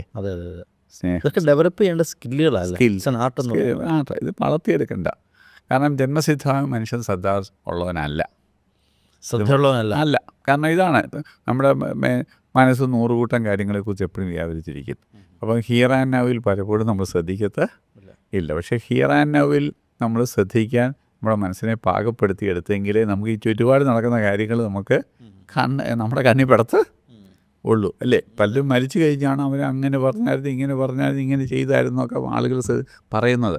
പക്ഷേ ജീവിച്ചിരിക്കുമ്പം അവർ പറഞ്ഞ പല കാര്യങ്ങളും നമ്മൾ ശ്രദ്ധിച്ച് ഇല്ല, പല മാറ്റങ്ങളും നമ്മൾ ശ്രദ്ധിച്ചേ പറ്റില്ല. അതുകൊണ്ട് നമ്മുടെ വീട് ശ്രദ്ധിക്കുന്ന സ്ഥലമാകണം. ഒരു ആക്റ്റീവ് ലിസണർ, ഇപ്പം വീടുകളിലുള്ളവരും സൗഹൃദങ്ങളിലുള്ളവരും ഒരു ആക്റ്റീവ് ലിസണിങ്ങിന് ഒരു പ്രാധാന്യമാണല്ലോ അങ്ങ് പറഞ്ഞുകൊണ്ടിരിക്കുന്നത്. അതെ. അപ്പം അത് നമുക്ക് ഈ പറഞ്ഞ പോലെ ഈ സ്പീഡൊന്ന് കുറച്ചിട്ടില്ലേ? സ്പീഡൊന്ന് കുറച്ചാലേ, ഒന്ന് സ്ലോ ഡൗൺ ചെയ്താലേ നമുക്ക് ശ്രദ്ധിക്കാൻ പറ്റത്തുള്ളൂ, അല്ലേ? നമ്മൾ എന്തൊക്കെയോ കാര്യങ്ങൾ വ്യാപരിച്ചിട്ട് വളരെ ശ്രദ്ധിക്കേണ്ട കാര്യങ്ങൾ അവഗണിക്കുന്നു. അത് സത്യം. ശരിയല്ലേ? അതെ, ഞാൻ എന്നെ തന്നെ ഇവാലുവേറ്റ് ചെയ്തുകൊണ്ടിരിക്കുക സമയത്ത്. ഇപ്പം നമ്മളെ തന്നെ ശ്രദ്ധിക്കണം. മറ്റൊന്ന് കമ്മ്യൂണിക്കേഷൻ രണ്ടാമത്തെ ഘട്ടമാണ് റെസ്പോണ്ടിങ്, പ്രതികരിക്കുക, അല്ലേ? അതെ. പ്രതികരിക്കുമ്പോൾ നമുക്ക് ഓരോ കാര്യത്തെക്കൊണ്ടും വളരെ വ്യത്യസ്തമായിട്ട് പ്രതികരിക്കും. ചിലർ ഭയങ്കര വിമർശനാകും, കുറ്റപ്പെടുത്തുക, വിമർശിക്കുക, വിധിക്കുക, ഇങ്ങനെ മാത്രം പ്രതികരിക്കുന്ന ആളുകൾ. എന്ത് കേട്ടാലും അതിനെക്കുറിച്ചൊരു വിധിക്കും, അല്ലെങ്കിൽ കുറ്റപ്പെടുത്തലും, അതിൻ്റെ നെഗറ്റീവ് കാണും, അല്ലേ? അങ്ങനെ ചെയ്യുന്നവരുണ്ട്, അല്ലേ? ആളുകളെ വിധിക്കുക, വിമർശിക്കുക, കുറ്റപ്പെടുത്തുക, മുദ്ര അടിക്കുക, അല്ലേ? ഇത് വളരെ കോമൺ ആയിട്ടുള്ള സ്വഭാവം. പ്രത്യേകിച്ച് മലയാളികളുടെ ഈ സ്വഭാവം താരതമ്യേന കൂടുതലാണ്. ശരിയല്ലേ? ശരിയാ. അപ്പോൾ ആ ഒരു പ്രതികരണ രീതി ഒരു ആധുനിക സമൂഹത്തിന് ചേരുന്നതല്ല. ആളുകളെ കാരണം നമ്മൾ പെട്ടെന്ന് വിധിക്കുമ്പോൾ അതൊന്നും ആയിരിക്കത്തില്ല സത്യം. ഒരു ബന്ധമില്ലാത്ത കാര്യം. നമ്മൾ എന്തെങ്കിലും കണ്ടിട്ട് അങ്ങ് വിധിക്കുക, അവരതുകൊണ്ടായിരിക്കും. പക്ഷേ ആളുകളുടെ പലപ്പോഴും അവസ്ഥ മനസ്സിലാക്കുമ്പോഴാണ് നമ്മൾ ചിന്തിച്ചതൊന്നും അല്ല സത്യമെന്ന് മനസ്സിലാകുന്നത്. അങ്ങനെ പലരെയും നമ്മൾ മുദ്രകുത്തി നശിപ്പിച്ചിട്ടുണ്ട്. ശരിയല്ലേ? അതുകൊണ്ട് കുട്ടികളെയായാലും പങ്കാളികളെയായാലും പെട്ടെന്ന് താമസിച്ച് വന്നാൽ ഉടനെ ആളിനടുത്ത് പോയതായിരിക്കും, അല്ലെങ്കിൽ വെള്ളമടിക്കാൻ പോയതായിരിക്കും, അല്ലെങ്കിൽ അവിഹിത ബന്ധത്തിനും പോയായിരിക്കും എന്ന് ഉടനെ അങ്ങ് വിധിക്കുക. നമ്മുടെ മറ്റു തെളിവൊന്നുമില്ല, നമുക്ക് തോന്നിയത് ശരിയാണെന്നങ്ങ് സ്ഥാപിക്കുക. അതൊരു ഹ്യൂമൻ നേച്ചറല്ലേ? പെട്ടെന്ന് അവനവന് തോന്നുന്നതാ ശരി, നമുക്ക് തോന്നുന്നത് ശരിയാവാൻ ഒരു സാധ്യതയില്ല. വളരെ ചെറിയ സാധ്യതയുള്ളൂ, അതിനേക്കാൾ കൂടുതൽ തെറ്റാകാനാണ് സാധ്യത, അല്ലേ? അതുകൊണ്ട് വിധിക്കാതിരിക്കുക, അല്ലേ? അതേസമയം നമുക്ക് ആ സ്ഥാനത്ത് നമുക്ക് എന്ത് ചെയ്യാം? അതുപോലെ തന്നെ അറിയാത്ത കാര്യങ്ങൾ വ്യാഖ്യാനിക്കാതിരിക്കും. ചിലതാണെങ്കിൽ, അല്ലേ, ഇപ്പോൾ ഒരാൾ താമസിച്ച് വന്നാൽ അവന് പഠിക്കാൻ താല്പര്യമില്ല, അല്ലേ? അല്ലെങ്കിൽ ഹസ്ബൻഡ് താമസിച്ച് വന്നു, എവിടെയെങ്കിലും കറങ്ങാൻ പോയതായിരിക്കും, നമ്മുടെ തോന്നലാ, അല്ലേ? അല്ലെങ്കിൽ വീടിനോട് സ്നേഹമില്ലാത്തവനാണ്, എന്നോട് സ്നേഹമില്ലാത്തതാണ് വിധിക്കൽ. അതേസമയം എങ്ങാണ്ട് പോയിട്ട് വരുമായിരിക്കും എന്ന് വ്യാഖ്യാനിക്കുന്നതാണ് നമ്മുടെ വ്യാഖ്യാനം, അല്ലേ? എന്നാൽ പലപ്പോഴും നമ്മൾ അവരോട് എന്താ താമസിച്ചതെന്ന് ചോദിക്കാറില്ല. കാര്യം അറിയാതില്ല, നമ്മൾ കാര്യം അറിഞ്ഞിട്ടല്ല പ്രതികരിക്കുന്നത്, അല്ലേ? പലപ്പോഴും നമ്മൾ ഉണ്ട്. പ്രത്യേകിച്ച് ധാരാളം കുഞ്ഞുങ്ങൾ എൻ്റെ മുമ്പിൽ ഒന്ന് ഷെയർ ചെയ്യാറുണ്ട്. മാതാപിതാക്കളെ തെറ്റിദ്ധരിച്ച് ശിക്ഷിച്ചത്. ഈ തെറ്റിന് ശിക്ഷിച്ചതൊന്നും അവരുടെ മനസ്സിൽ നിൽക്കില്ല, എൻ്റെ കയ്യിലിരിപ്പുകൊണ്ട് കിട്ടിയാണെന്നറിയാം. പിന്നെ ഒരു ആഴമായ മുറിവൊന്നും ഉണ്ടാക്കത്തില്ല, ദീർഘകാലം ഓർമ്മിക്കത്തുമില്ല. പക്ഷേ ചെയ്യാത്ത തെറ്റിന് ശിക്ഷിച്ചാൽ അത് മനസ്സിൽ വളരെ ആഴമായ മുറിവുണ്ടാകും. നമ്മുടെ എല്ലാ മനസ്സിൽ നമ്മൾ ചെയ്യാത്ത ഒരു കാര്യത്തിന് നമ്മളെ ശിക്ഷിച്ചാൽ, വിധിച്ചാൽ, തെറ്റിദ്ധരിച്ചാൽ നമ്മുടെ മനസ്സിലത് ഭയങ്കര ദണ്ണമാണ്, ശരിയല്ലേ? അപ്പോൾ നമ്മളിത് വളരെ സർവ്വസാധാരണമായി ചെയ്യാവുന്ന സ്വഭാവം, അല്ലേ? അറിയാത്ത കാര്യങ്ങൾ വ്യാഖ്യാനിക്കുക. നമുക്കൊന്നും അറിയില്ല, അല്ലേ? ഇപ്പോൾ ഒരാൾ താമസിച്ച് വന്നത് എന്തുകൊണ്ടാണെന്ന് അവർക്ക് മാത്രമേ അറിയത്തുള്ളൂ. 100 കൂട്ടം കാര്യങ്ങൾ കൊണ്ട് ഒരാൾക്ക് താമസിച്ച് വരാം. ഉടനെ നമ്മളവിടെ കറങ്ങാൻ പോയതല്ലേ, ഇന്നാറമ്പിൽ പോയതല്ലേ, ഇന്നരെ കാണാൻ പോയതല്ലേ എന്നൊക്കെ നമുക്ക് തോന്നിയത് അങ്ങ് പറഞ്ഞിട്ട് അങ്ങ് സ്ഥാപിച്ചിട്ട് വഴക്കുണ്ടാകുമോ? ഇതാണ് ഇൻ്റർപ്രിട്ടേഷൻ, അല്ലേ? അതേസമയം പ്രോബിംഗ് എന്ന് പറയുന്നത് കാര്യം അറിയുക, ചോദിച്ചറിയുക. എന്താ താമസിച്ചു പോയത്? അത് ചോദിക്കാനുള്ള എല്ലാ വായിച്ചു. മകൻ എന്താ മോൻ താമസിച്ചത്, എന്താ മാർക്ക് കുറഞ്ഞത്, എന്താ ഇങ്ങനെ വന്നത് എന്നൊക്കെ ചോദിക്കാനുള്ള എല്ലാ അവകാശവും ഉണ്ട്. അത് കാര്യം അറിഞ്ഞുമ്പോഴാണ് അവരുടെ വശത്ത് നിന്ന് നമുക്കത് മനസ്സിലാക്കാൻ പറ്റത്തുള്ളൂ, അല്ലേ? അപ്പം അറിയാത്ത കാര്യങ്ങളെക്കുറിച്ച് വിധിക്കാതെ നമ്മൾ ചോദിച്ചറിയാൻ ശ്രമിക്കുകയാണെങ്കിൽ നമുക്ക് പലപ്പോഴും സത്യം മനസ്സിലാക്കാൻ സാധിക്കും. മനസ്സിലായി? മറ്റൊന്ന് സപ്പോർട്ടീവായിട്ട് നമ്മൾ ചോദിക്കുന്നതോടൊപ്പം സപ്പോർട്ടീവായിട്ട് സംസാരിക്കുക. സാരമില്ല, തോറ്റത് നമുക്ക് അടുത്ത പ്രാവശ്യം ജയിക്കാം, നീ വിഷമിക്കാതിരിക്കും, അല്ലേ? നീ ഒരു കൂട്ടാൻ വെച്ചാൽ അത് ഇച്ചിരി പുകച്ചു പോയി, സാരമില്ല, നമുക്ക് അടുത്ത സൂക്ഷിച്ചാൽ മതി, നീ അടുത്ത പ്രാവശ്യം ഫുഡൊക്കെ വയ്ക്കുമ്പോൾ സൂക്ഷിച്ച് പോ, അല്ലെങ്കിൽ ഒന്ന് ശ്രദ്ധിക്കണം, അങ്ങനെ ഇട്ടിട്ട് പോകരുതല്ലോ, ഇച്ചിരി കഴിച്ചു പോയി എന്ന് പറയുന്നതും നിനക്ക് വെക്കാനറിയത്തില്ല, സൂക്ഷ്മതയില്ല, അശ്രദ്ധ എന്നൊക്കെ പറഞ്ഞവരെ അധിക്ഷേപിക്കുകയും ചെയ്യാതെ നമുക്ക് വളരെ സന്തോഷകരമായി സംസാരിക്കാം. ശരിയല്ലേ? എല്ലാ ദിവസവും ഒരു കൂട്ടാൻ പറ്റുക ഒരുപോലെ ശരിയാകണമെന്നില്ല, അല്ലേ? ഒരു തുണി നനച്ചാൽ ചിലപ്പോൾ അതിനകത്തൊരു പാട് വന്നെന്നിരിക്കും. അത് നമുക്ക് വളരെ കൃത്യമായിട്ടും സ്നേഹത്തോടും പറഞ്ഞ് തീർക്കാൻ പറ്റുന്ന കാര്യങ്ങളാണ്, അല്ലേ? അതേസമയം അണ്ടർസ്റ്റാൻഡിംഗ് ആയിട്ട് സംസാരിക്കുന്നവരുണ്ട് വളരെ, അല്ലേ? മഴ ഒത്തിരി വർക്കുണ്ടായിരിക്കും, അതുകൊണ്ടല്ലേ ഒത്തിരി ക്ഷീണിച്ച് വന്നായിരിക്കും, അല്ലേ? ഒത്തിരി താമസിച്ചോ, ഒത്തിരി അലഞ്ഞല്ലേ, വണ്ടിയൊന്നും കിട്ടിയില്ലേ എന്നൊക്കെ പറഞ്ഞ് വളരെ എന്ത് ചെയ്യും, വളരെ അണ്ടർസ്റ്റാൻഡിംഗ് ആയിട്ട്. അപ്പോഴത്തേക്ക് ഈ വന്ന ആൾക്ക് പകുതി ആശ്വാസം കിട്ടും. ശരി, ഒരാൾ നമ്മളൊന്ന് മനസ്സിലാക്കി സംസാരിക്കുമ്പോൾ കിട്ടുന്നൊരു ആശ്വാസം ഉണ്ടല്ലോ, അല്ലേ? അയ്യോ, ഈ മഴയും പിടിച്ച് എങ്ങനെ തുണി നനച്ചു, അല്ലേ? എന്ന് കേൾക്കുമ്പം തന്നെ എന്ത് ചെയ്തു, ആ തുണി നനച്ച ആളുടെ കഷ്ടപ്പാടിനെ അല്ല ഭയങ്കര ആശ്വാസമാണ്. ശരിയല്ലേ? വയ്യാതെ ഇത്രയൊക്കെ ചെയ്തല്ലോ എന്ന് കേൾക്കുമ്പോൾ എന്തൊരാശ്വാസം. അപ്പോൾ ഒരു അണ്ടർസ്റ്റാൻഡിങ് വാക്കിന് ഭയങ്കര ഹീലിംഗ് പവറുണ്ട് അല്ലേ? നമ്മളെല്ലാം നമ്മളെല്ലാം നമ്മുടെ നാട്ടിലൊരു സാധാ ഭാഷയിൽ പറഞ്ഞാൽ ചെയ്തിടം ഇല്ല, എല്ലാവരും ഒരു നൊമ്പരമാണ്. ശരിയല്ലേ? അതെ, സത്യം. എല്ലാവരും കഷ്ടപ്പെടുന്നുണ്ട്, പക്ഷേ ആരും അത് കാണുന്നില്ല, മനസ്സിലാക്കുന്നില്ല, ആ ചെയ്തിടം വാല്യൂ ചെയ്യുന്നില്ല എന്നത് അപ്പന്മാരോട് ചോദിച്ചാലും മാതാപിതാക്കളുടെ ഏറ്റവും വലിയ കംപ്ലൈൻറ്റാണ്. വലിയൊരു പ്രശ്നമാണ്. ഭാര്യമാരുടെ വലിയ കംപ്ലൈൻറ്റ്. ഞാൻ ഇവിടെ കിടന്ന് ഇത്രയും കഷ്ടപ്പെട്ട് വയ്യ ചെയ്തിട്ടും അതാരും ചെയ്തിടം ഇല്ല അല്ലേ? കുഞ്ഞുങ്ങളെ സംബന്ധിച്ചും അങ്ങനെ. കുഞ്ഞുങ്ങൾ അവർ ചിലപ്പം കഷ്ടപ്പെടുന്നു, അത് ഞങ്ങൾ ചെയ്തിടമില്ല. ഇങ്ങനെ എല്ലാവരും മനസ്സിൽ ഈ നൊമ്പരമുണ്ടല്ലേ, ചെയ്തിടമില്ലെന്നുള്ളത് അല്ലേ? അത് ചെയ്തതൊന്ന് വാല്യൂ ചെയ്ത് കഴിയുമ്പോഴോ എന്തോ ഒരു വലിയ ആശ്വാസമാണ്. എൻ്റെ അപ്പം കഷ്ടപ്പെട്ടിട്ടാണ്. പഴയ അമ്മമാരൊക്കെ വലിയ വിദ്യാഭ്യാസം ഇല്ലായിരുന്നു, മക്കളോടൊക്കെ അത് പറയുമായിരുന്നു, എൻ്റെ അപ്പൻ എന്ത് കഷ്ടപ്പെട്ടാൽ. എപ്പോഴും അവരെ ആ കഷ്ടതയെ അവരെന്ത് ചെയ്യുമായിരുന്നു, വളരെ വാഴ്ത്തി പറയാറുണ്ട്. ഇങ്ങനെയാണ് കുട്ടികളിൽ ബഹുമാനവും സ്നേഹവും ഒക്കെ ഉണ്ടാകുന്നത്. ശരിയല്ലേ? അതെ, സത്യം. അല്ലെ, അമ്മയെക്കുറിച്ച് നിനക്ക് എന്ത് ചെറുപ്പകാലത്ത് എന്നും സുഖമില്ലായിരുന്നു, അമ്മ എന്ത് ഉറക്കളച്ചാന്നറിയാം, എന്ത് കഷ്ടപ്പെട്ടാൽ എന്നെ വളർത്തിയാന്നറിയാം. ഇങ്ങനെ ഇത് പറയുക വഴി കുട്ടിക്ക് ഇതൊന്നും ഓർമ്മയില്ല, പക്ഷേ കുട്ടിയുടെ മനസ്സിൽ എന്ത് ചെയ്യുക, ഈ കഷ്ടപ്പാടിൻ്റെ ഓർമ്മകൾ ഇങ്ങനെ വരത്തില്ലേ? പണ്ടൊക്കെ അത് പറഞ്ഞാണ് സത്യത്തിൽ ഈ പേരൻസിനോടൊക്കെ നമുക്കുള്ള കടപ്പാടും സ്നേഹവും ഉണ്ടാക്കിയത് ആരാ? ഈ സംസാരങ്ങളാണ്. ശരിയല്ലേ? ഇന്ന് നമ്മൾ നാണം കേടാണെന്ന് വിചാരിക്കുന്നത്. അതുപോലെ നമ്മൾ ഒരിക്കലും ഇത്തരം കാര്യങ്ങളൊന്നും കുഞ്ഞുങ്ങളെ എൻ്റെ പൈസ ഇല്ലായിരുന്നു, ഞാൻ ബുദ്ധിമുട്ടി കഷ്ടപ്പെട്ടു എന്നൊക്കെ പറയുന്നത് മോശമാണെന്നുള്ള നിലയിൽ നമ്മൾ ഇത്തരം കാര്യങ്ങളൊന്നും കമ്മ്യൂണിക്കേറ്റ് ചെയ്യാറില്ല. അതുകൊണ്ട് എന്തോ ആരും ചെയ്തിടം ആരും വാല്യൂ ചെയ്യുന്നില്ല അല്ലേ? 10-40 വർഷമൊക്കെ പങ്കാളിയിട്ടിട്ട് ഗൾഫിൽ പോയൊക്കെ ജീവിച്ചവർ, അല്ലെ കുഞ്ഞുങ്ങളെ മാറിയുന്നവർ, അല്ലെങ്കിൽ അവരില്ലാതെ ഈ 2 പിള്ളേരെയും വളർത്തിയവർ എന്തുമാത്രം കഷ്ടപ്പെട്ടാല്ലേ? ഒരു അച്ഛനില്ലാതെ അവിടെ ഒരു അമ്മ മാത്രം പിള്ളേരെ വളർത്തിയെടുക്കുക എന്ന് പറഞ്ഞാൽ വലിയൊരു ചലഞ്ചാണ്. അതെ. പക്ഷേ ഇതൊന്നും ആരും അങ്ങോട്ടും ഇങ്ങോട്ടും അംഗീകരിക്കത്തില്ല. എന്തെങ്കിലും തെറ്റ് പറ്റുമ്പോൾ അങ്ങോട്ടും ഇങ്ങോട്ടും കുറ്റപ്പെടുത്തും അല്ലേ? പക്ഷേ ചെയ്തിടമാരും പറയാറ് ഇല്ല. അപ്പോൾ നമുക്ക് ചെയ്യാവുന്ന വലിയ ഗിഫ്റ്റ് കൊടുക്കുന്നതിനേക്കാൾ, ₹1,00,000 സമ്മാനം കൊടുക്കുന്നതിനേക്കാളും നല്ലതാ എന്തുവാ, ആ കഷ്ടപ്പാടിനെ ഒരാൾ വാല്യൂ ചെയ്തെന്ന് സംസാരിക്കുമ്പോൾ ഭയങ്കര നമുക്ക് എന്തോ കിട്ടിയ പോലെ തോന്നും. ഒരു വാക്കാണ്, പക്ഷെ ആ വാക്കിന് ഉള്ള വാല്യൂ എന്ന് പറഞ്ഞാൽ നമുക്ക് അളക്കാൻ പറ്റുമോ? അതെ, സത്യം. അത്രയ്ക്ക് വില നമുക്കെല്ലാവരും ഒരു അണ്ടർസ്റ്റാൻഡിങ് വാക്കിന് കൊടുക്കുന്നുണ്ട്. ഒന്ന് പരസ്പരം അങ്ങോട്ടും ഇങ്ങോട്ടും പറയണം. പറഞ്ഞല്ലേ ഇങ്ങനെ ഫീൽ ചെയ്യുന്നേ.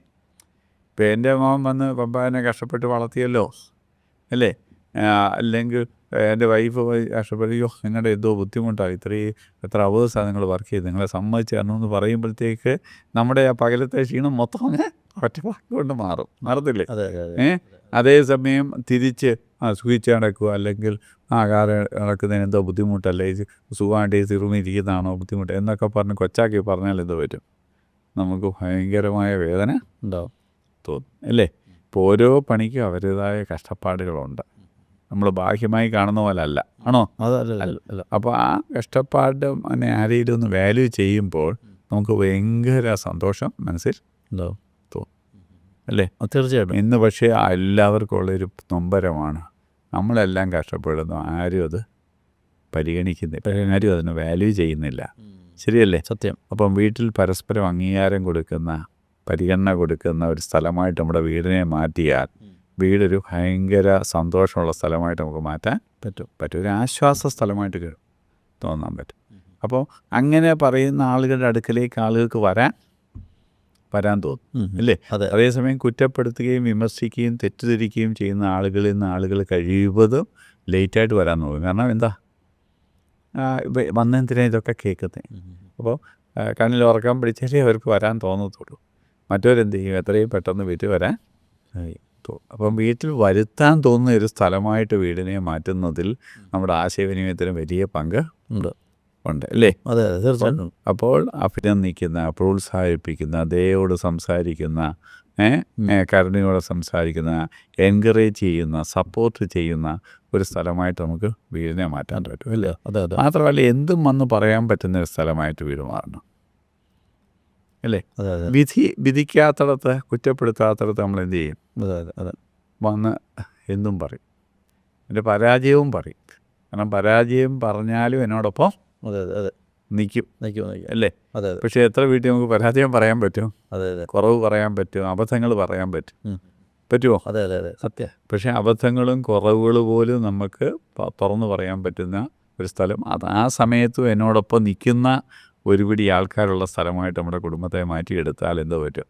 വീട് ഭയങ്കര ശക്തി കേന്ദ്രമായിട്ട് മാറും. ഭയങ്കര ബലം നൽകുന്ന സ്ഥലമായിട്ട് മാറും. നമ്മൾ വിചാരിക്കും വലിയ വലിയ കാര്യങ്ങൾ വീട്ടിൽ ചെയ്യാത്തതാണ് പ്രശ്നമില്ല, ഇതുപോലുള്ള കൊച്ചു കാര്യങ്ങൾ ചെയ്യാത്തതാണ് വീടിൻ്റെ അന്തരീക്ഷം കളയുന്നത്. അല്ല AC ഇല്ലാത്തതോ വലിയ ടൈലില്ലാത്തതോ മോഡേൺ ഫർണിച്ചർ ഇല്ലാത്തതോ ഒന്നുമല്ല കുടുംബത്തിൻ്റെ അഭാവം. കുടുംബത്തിൽ കൊച്ചു കൊച്ചു വാക്കുകൾ കൊണ്ട് ആശ്വസിപ്പിക്കുന്ന, പ്രോത്സാഹിപ്പിക്കുന്ന, സ്വാതന്ത്ര്യം കൊടുക്കുന്ന, നല്ല വാക്ക് പറയുന്ന, കരുണയോടെ സംസാരിക്കുന്ന, ശ്രദ്ധിക്കുന്ന ഒരുപിടി ആൾക്കാരുണ്ടെങ്കിൽ ആ കുടുംബാന്തരീക്ഷം എന്തുവാ? ഭയങ്കര സുന്ദരം അല്ലേ? പണ്ട് വീടുകളിൽ വലിയ സൗകര്യങ്ങളൊന്നുമില്ലായിരുന്നു, പക്ഷേ ഇതുപോലുള്ള ചില ഹൃദയങ്ങൾ വീട്ടിൽ ഉണ്ടായിരുന്നു. അതുകൊണ്ട് ആ സ്ഥലത്തേക്ക് വരാൻ ആളുകൾ ഏത് രാജ്യത്ത് എവിടെ പോയാലും എത്ര ഉന്നത രീതി ജീവിച്ചാലും ആ കൊച്ചു വീട്ടിൽ വരാനും അവർ ഒന്നിച്ചിരിക്കുന്നതും ഭയങ്കര ഗ്രഹാതുര ഓർമ്മകളോടെയാണ് ആളുകൾ വന്നുകൊണ്ടിരുന്നത്, അല്ലേ? അതെ അതെ അതെ ഇന്നിപ്പം വീട് വിട്ട് പോകാൻ ആളുകൾ ശ്രമിക്കുക, എങ്ങനെങ്കിലും ഒന്ന് വിട്ടുപോയാൽ മതിയെന്ന് ആളുകൾ ചിന്തിക്കുന്നൊരു സ്ഥലമായിട്ട് വീട് മാറിക്കഴിയുക, അല്ലേ? അത് അവിടുത്തെ ഫെസിലിറ്റിയുടെ അഭാവമൊന്നുമല്ല, അവിടുത്തെ ഹൃദയങ്ങൾ ഉണ്ടായ മാറ്റങ്ങളും പെരുമാറ്റത്തിൽ വന്ന വൈകല്യങ്ങളുമാണ്. അതുകൊണ്ട് തന്നെയാണ് ഇപ്പം പല ജില്ലകളിലും എന്താണ് പ്രായമുള്ളവർ മാത്രം താമസിക്കുകയും ചെറുപ്പക്കാർ വിദേശ രാജ്യങ്ങളിലേക്ക് പോകും. അതിൻ്റെ ഒരു ഭാഗമാണ്, അങ്ങനെ പറയാൻ പറ്റുമോ? അതുമാത്രമല്ല, അവരെ ഇവിടുത്തെ കേരളത്തിൽ ജോലി സാധ്യത കുറവുള്ളതുകൊണ്ടാണ് പോകുന്നത്. പക്ഷേ ആ പോകുമ്പോൾ പണ്ട് ഗൾഫിലേക്കൊക്കെ പോകുമ്പോഴും അവരുടെ മനസ്സ് കേരളത്തിലായിരുന്നു. ഈ വിദേശത്തേക്ക് പോകുന്നവർ തിരിച്ചു വരാൻ ഉദ്ദേശിച്ച് പോകുന്നതല്ല. അതുകൊണ്ട് അവർക്ക് എന്ത് ഈ ബന്ധങ്ങൾ പോയി, ബന്ധങ്ങൾ അവരെ ഇവിടുന്ന് വലിച്ചേ. തന്നെയല്ലേ ബന്ധങ്ങളുടെയും ഇതുപോലുള്ള കാര്യങ്ങളുടെയും മൂല്യങ്ങൾ പലപ്പോഴും അങ്ങനെയുള്ളവർ ശ്രദ്ധിക്കുന്നേ ഇല്ല. അവിടെ ഒരു വേരില്ലാത്തൊരു കമ്മ്യൂണിറ്റിയായിട്ട് മാറുക. അവർക്കൊരു വേരില്ല. ഈ വേരും ബന്ധങ്ങളും സംസ്കാരത്തിനും അതിൻ്റേതായ വലിയ പ്രാധാന്യമുണ്ട്, ശരിയല്ലേ? അതെ അതൊന്നും വാല്യൂ ചെയ്യാതെ ഈ ഭൗതിക കാര്യം മാത്രമാണ് ജീവിതമെന്ന് ചിന്തിക്കുന്നവരാണ് ഇതിനൊന്നും മൂല്യം കൊടുക്കാത്തത്. സംസ്കാരത്തിനും ഭാഷയ്ക്കും ദേശത്തിനും ജനങ്ങൾക്കും അവരുടെ സംസ്കാരത്തിനും ഒക്കെ നമ്മുടെ വ്യക്തിത്വത്തിൽ ജീവിതത്തിൽ വലിയ സ്വാധീനം ഉണ്ട്, അല്ലേ? അതെ അതെ അതെ അത് അതിൻ്റെ ഒന്നും വില കൽപ്പിക്കാത്തവരിതെല്ലാം നഷ്ടപ്പെടുത്തുമ്പോൾ അവർ അവിടുത്തെ ഒരു ഭാഗമായി മാറുന്നുമില്ല, ഇവിടെയുമില്ല. അങ്ങനെ എങ്ങും വേരുകളില്ലാത്ത ഒരു കമ്മ്യൂണിറ്റിയായിട്ട് അവിടെയുള്ളവർക്ക് അവരുടേതായ സംസ്കാരവും രീതികളും ഉണ്ട്. ഇത് ഇങ്ങനെ ചേക്കേറെന്ന് പറയുക അതിലും പെടുന്നില്ല ഇതിലും പെടുന്നില്ല, ഒന്നും പെടാത്തൊരു ഒരു സമൂഹമായിട്ട് മാറുന്നു. അതവരുടെ ജീവിതത്തെ വല്ലാതെ ബാധിക്കും, തലമുറകളെ വല്ലാതെ ബാധിക്കും. ഇപ്പം ഞാൻ ആലോചിക്കുന്നു, ഇപ്പം ഈ നമ്മൾ ലവ് ലാംഗ്വേജിനെ കുറിച്ച് പറഞ്ഞു, ആക്റ്റീവ് ലിസണിങ്ങിനെ കുറിച്ച് പറഞ്ഞു, ആ കമ്മ്യൂണിക്കേഷൻ്റെ ആ ഒരു മിസ് കമ്മ്യൂണിക്കേഷന് വലിയ വലിയ കോൺഫ്ലിക്റ്റ് ഉണ്ടാവാൻ കാരണമായിട്ടുള്ള ചെറിയ ചെറിയ സംഭാഷണങ്ങൾ, ചെറിയ ചെറിയ മുഖഭാവങ്ങൾ. അപ്പോൾ അതുകൊണ്ട് തന്നെയാണ് ഒരുപക്ഷെ നമ്മുടെ ഭാരതത്തിൽ അല്ലെങ്കിൽ കേരളത്തിൽ ഒരു കുടുംബ സംസ്കാരത്തിൽ ഫാമിലി കുടുംബം എന്നുള്ള കോൺസെപ്റ്റിൽ ഈ പറഞ്ഞ റിലീജിയസ് കൾച്ചർ കൊണ്ടുവരികയും കൊളോക്കൽ ഭാഷ ഒരു ബുദ്ധിമുട്ടാവാതെ, രണ്ട് നാട്ടിലുള്ള ആൾക്കാർ പറയുമ്പം രണ്ട് മീനിങ്ങുകൾ വരാൻ സാധ്യത കൂടുതലാണല്ലോ. അപ്പോൾ അതുകൊണ്ടാണോ ഇങ്ങനെ ഒരു സംസ്കാരം ചിട്ടപ്പെടുത്തിയത് കുടുംബ സംസ്കാരത്തിൽ, അല്ലെ ഫാമിലി സംസ്കാരത്തിൽ? ഫാമിലിക്ക് അതിൻ്റെ കാരണം ഇതിനകത്ത് ആശയവിനിമയത്തിൽ തന്നെ കൾച്ചർ എല്ലാത്തിനും പ്രാധാന്യമുണ്ട്. ഇപ്പം ദേശം സംസ്കാരം മറ്റേന്ന് പറഞ്ഞാൽ ഹോമോജീനിയസ് സംസ്കാരങ്ങൾ തമ്മിൽ ഒത്തുപോകാൻ വളരെ എളുപ്പമാണ്. കാരണം അവർക്ക് അങ്ങോട്ടും ഇങ്ങോട്ടും പെട്ടെന്ന് മനസ്സിലാവും. അങ്ങനെ ചിന്തിക്കുമ്പം റിലീജിയസ് നമ്മുടെ ഈ വേർഷൻ എല്ലാം കറക്റ്റ് തന്നെ, റൈറ്റാ അല്ലേ? ഏത് ഈ പറഞ്ഞ ഇപ്പം മറ്റ് മതങ്ങളിലേക്ക് വിവാഹം കഴിക്കാതിരിക്കുക, അല്ലേ? അപ്പം ഇങ്ങനെ നോക്കുമ്പോൾ അത് ഒരു വിശ്വാസം. ഇപ്പം ഇന്ന് രാവിലെ ഞാൻ കണ്ട ഒരു ഫാമിലി കോർട്ടിൽ നിന്നൊരു കേസ് കണ്ടിട്ട് ഇങ്ങോട്ട് വന്നു. അവിടെ ഒരാൾ റിലീജിയസ് ആണ്, അവർക്ക് ഫെയ്ത്ത് ഇമ്പോർട്ടൻ്റ് ആണ്, കുട്ടികളെ ഫെയ്ത്തിൽ വളർത്തണമെന്നുണ്ട്. ഹസ്ബൻഡ് കൊച്ചിലെ ഈ മതത്തിൽ നിന്ന് പുരോഹിതന്മാരിൽ നിന്നോ മറ്റോ ഉണ്ടായ എന്തോ തിക്താനുഭവം കൊണ്ട് അങ്ങനെ മതാനുഷ്ഠാനങ്ങൾക്കൊന്നും പോകത്തില്ല. അതിന് അല്പം എഗൻസ്റ്റും. അപ്പോൾ ഇത്തരം ചിന്തകൾ കുട്ടികളിലേക്ക് വരുമ്പോൾ ഭാര്യ സെപ്പറേറ്റ് ചെയ്ത് പോകാനുള്ള ഒരു കാരണം എൻ്റെ കുട്ടികളെ ആ ഒരു വിശ്വാസരാഹിത്യത്തിലേക്ക് നയിക്കാൻ എനിക്കൊരു കാരണവശാലും പറ്റില്ല. അപ്പം ആ കാര്യത്തിൽ അദ്ദേഹത്തിന് എന്ത് വേണമെങ്കിൽ പുലർത്താം, പക്ഷേ കുട്ടികളിലേക്ക് അത് കമ്മ്യൂണിക്കേറ്റ് ചെയ്യാനോ കുട്ടികളെ ആ രീതിയിൽ വളർത്തുന്നതിന് തടസ്സം നിൽക്കാനോ പറ്റില്ല. അപ്പോൾ അവർക്ക് ആ റിലീജിയസ് ആയിട്ടുള്ള സമയങ്ങൾ നടത്തേണ്ട പല റിച്വൽസും ചെയ്യാൻ ഇദ്ദേഹം അനുവദിക്കുന്നില്ല. ഇത് അവർക്ക് സെപ്പറേറ്റ് ചെയ്ത് പോകാൻ തന്നെ 3 കുട്ടികളുമായി സെപ്പറേറ്റ് ചെയ്ത് പോകാനുള്ള ഒരു കാരണം ഇതാണ്. അപ്പം മതത്തിൽ ഈശ്വര വിശ്വാസികളെ സംബന്ധിച്ചുള്ള ഒരു വിശ്വാസത്തിന് ഭയങ്കര പ്രാധാന്യമുണ്ട്. അപ്പോൾ അത് വിശ്വസിക്കാത്ത ഒരാളുമായിട്ട് ഒരിക്കലും അവർക്ക് കമ്പാനിയനായി പോകാൻ പറ്റത്തില്ല. അപ്പോൾ ഇതെല്ലാം പ്രാധാന്യമുണ്ട്. ഇപ്പോൾ 2 പേരും അവിശ്വാസികളാണെങ്കിൽ ഓക്കെ, പക്ഷേ ഒരാൾ വിശ്വാസി ഒരാൾ അവിശ്വാസിയാകുമ്പോൾ ഏത് മതത്തിലാണെങ്കിലും അവർക്ക് ഒത്തുപോകാൻ ഭയങ്കര സ്ട്രഗിള് ആയിരിക്കും. ശരിയല്ലേ? അതെ അതെ 2 സംസ്കാരങ്ങൾ തമ്മിൽ, അവിടുത്തെ റിച്വൽസ് തമ്മിലൊക്കെ വലിയ വ്യത്യാസങ്ങളുണ്ട് അല്ലേ? ഉണ്ട്. അപ്പോൾ അതിന് അതിൻ്റേതായ പ്രാധാന്യമുണ്ട്. അതുകൊണ്ടാണ് ഇങ്ങനെ ചിട്ടപ്പെടുത്തി വെച്ചേക്കുന്നത്. ഇതെല്ലാം കാരണം ഒരു മനുഷ്യൻ എന്ന് പറയുമ്പോൾ ഇതിൻ്റെ എല്ലാം കൂടെ ഭാഗമാണല്ലോ. ഒരു കാലഘട്ടത്തിൽ ഉണ്ടാക്കിയ സിസ്റ്റമാണെന്ന് പറഞ്ഞ് ന്യൂ ജനറേഷനും അല്ലെ നമ്മുടെ പുതിയ മോഡേൺ സംവിധാനങ്ങൾ ഇതിനെ തള്ളിക്കളയുമ്പോൾ ഇങ്ങനെ ഈ മൈന്യൂട്ട് ലെവൽ കാര്യങ്ങൾ ഒബ്സർവ് ചെയ്ത് അങ്ങ് പറയുമ്പോൾ എനിക്ക് അതിൻ്റെ മനസ്സിലായി പ്രാധാന്യമുണ്ട്. അതേസമയം അതില്ലാത്ത 2 സമൂഹം, ഇപ്പം വിശ്വാസം പ്രാധാന്യമല്ല, സംസ്കാരം പ്രാധാന്യമല്ല എന്ന 2 പേരും അങ്ങനെയാണെങ്കിൽ അവർക്ക് പോയി അല്ലെങ്കിൽ അവർക്ക് വെസ്റ്റേൺ കൾച്ചർ ഇഷ്ടം അവിടെ പോയി അഡാപ്റ്റ് ചെയ്യുകയാണെങ്കിൽ ഓക്കെ, അവർക്ക് ആ കൾച്ചറിലേക്ക് പോകാം. പക്ഷേ അങ്ങനെ ഇല്ലാത്തവർ അവിടെ പോയി കഴിഞ്ഞാൽ എന്താ പറ്റും? അവിടെയും ഭാഗമാകാൻ പറ്റുന്നില്ല, ഇവിടെയും ഭാഗമാകാൻ പറ്റുന്നില്ല. പിന്നെ ഈ മനസ്സിൻ്റെ വിശാലത ഉണ്ടെന്നുള്ളൊരു കോൺസെപ്റ്റിലാണെങ്കിൽ പോലും അല്ല, മനസ്സിലാണെങ്കിലും ഇത്തരം കാര്യങ്ങളിൽ മിസ്സിങ് വരാം. കാരണം 2 പേരും ഒരേ മനസ്സാണെങ്കിൽ കുഴപ്പമില്ല, പക്ഷേ 2 പേരും 2 മനസ്സാണെങ്കിൽ തീർച്ചയായിട്ടും ഇപ്പോൾ 2 പേരും എത്തിയിസ്റ്റാണ്. അപ്പോൾ അവർക്ക് വിശ്വാസമില്ല, അപ്പോൾ അവർക്ക് ഗെറ്റ് അലോങ് ചെയ്യുന്നതിന് പ്രശ്നമില്ല. ഇപ്പം 2 പേരും വിശ്വാസികളോ 2 പേരും അവിശ്വാസികളോ ആണെങ്കിൽ പോലും മറ്റ് പലതരത്തിലുള്ള ഇമോഷൻസ് വരാമല്ലോ. ഉണ്ട്, മറ്റൊത്തിരി ഉണ്ട്, ഒത്തിരി കാര്യം. ഒരു കേസ് മാത്രമല്ല, വിശ്വാസം മാത്രമല്ല, വിശ്വാസം മാത്രമല്ല, ലാംഗ്വേജിൽ തന്നെ. ഇവിടെ തന്നെ എനിക്ക് ഈയിടെ ഒരു കഥ ഞാൻ പറയാം. ഈയിടെ എൻ്റെ ഒരു വെറും ഒരു 2 ദേശത്തിൽ നിന്ന് അവരെ ലാംഗ്വേജ് ഡെവലപ്പ് ചെയ്യുക, ലാംഗ്വേജിൽ ശബ്ദം ഡെവലപ്പ് ചെയ്തൊരു പ്രശ്നങ്ങൾ എനിക്കൊരു ഫാമിലി പ്രോബ്ലം വന്നു. ഭർത്താവ് വടക്കൻ കേരളത്തിൽ ഇച്ചിരി വിശാലമായ സ്ഥലത്ത് താമസിക്കുന്ന ഒരാളാണ്. ഏകദേശം 5 ഏക്കർ പുരയിടമൊക്കെ ഉള്ളൊരു സ്ഥലത്ത് താമസിക്കുന്ന ഒരാളാണ്.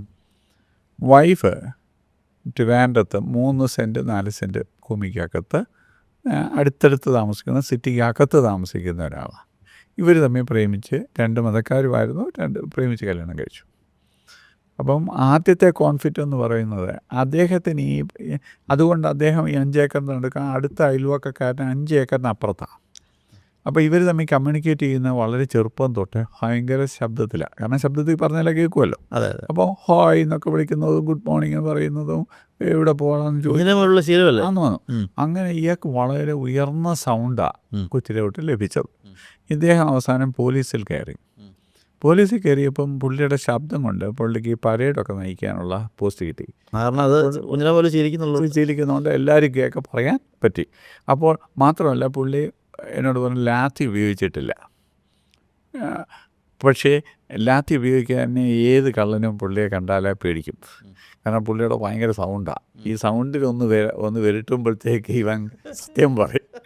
അപ്പം പുള്ളിക്ക് ഈ സൗണ്ട് കൊണ്ട് എന്ത് ചെയ്തു, എല്ലായിടത്തും ഗുണങ്ങളായിരുന്നു. ഈ ഗുണങ്ങളായ ആൾ കല്യാണം കഴിച്ച് തിരുവനന്തപുരത്ത് വന്നപ്പം ഈ പുള്ളി സ്വാഭാവിക സ്വരത്തിൽ ഭാര്യയോട് സംസാരിച്ചു. വലിയ ശബ്ദം.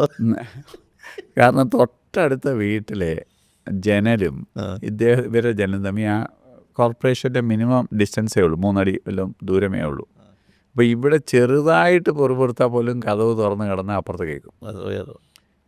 അപ്പോൾ ഇദ്ദേഹം ഏറ്റവും മിനിമം സൗണ്ടിൽ പറഞ്ഞാൽ 3ഓ 4ഓ വീടിനപ്പുറം വരെ കേൾക്കും.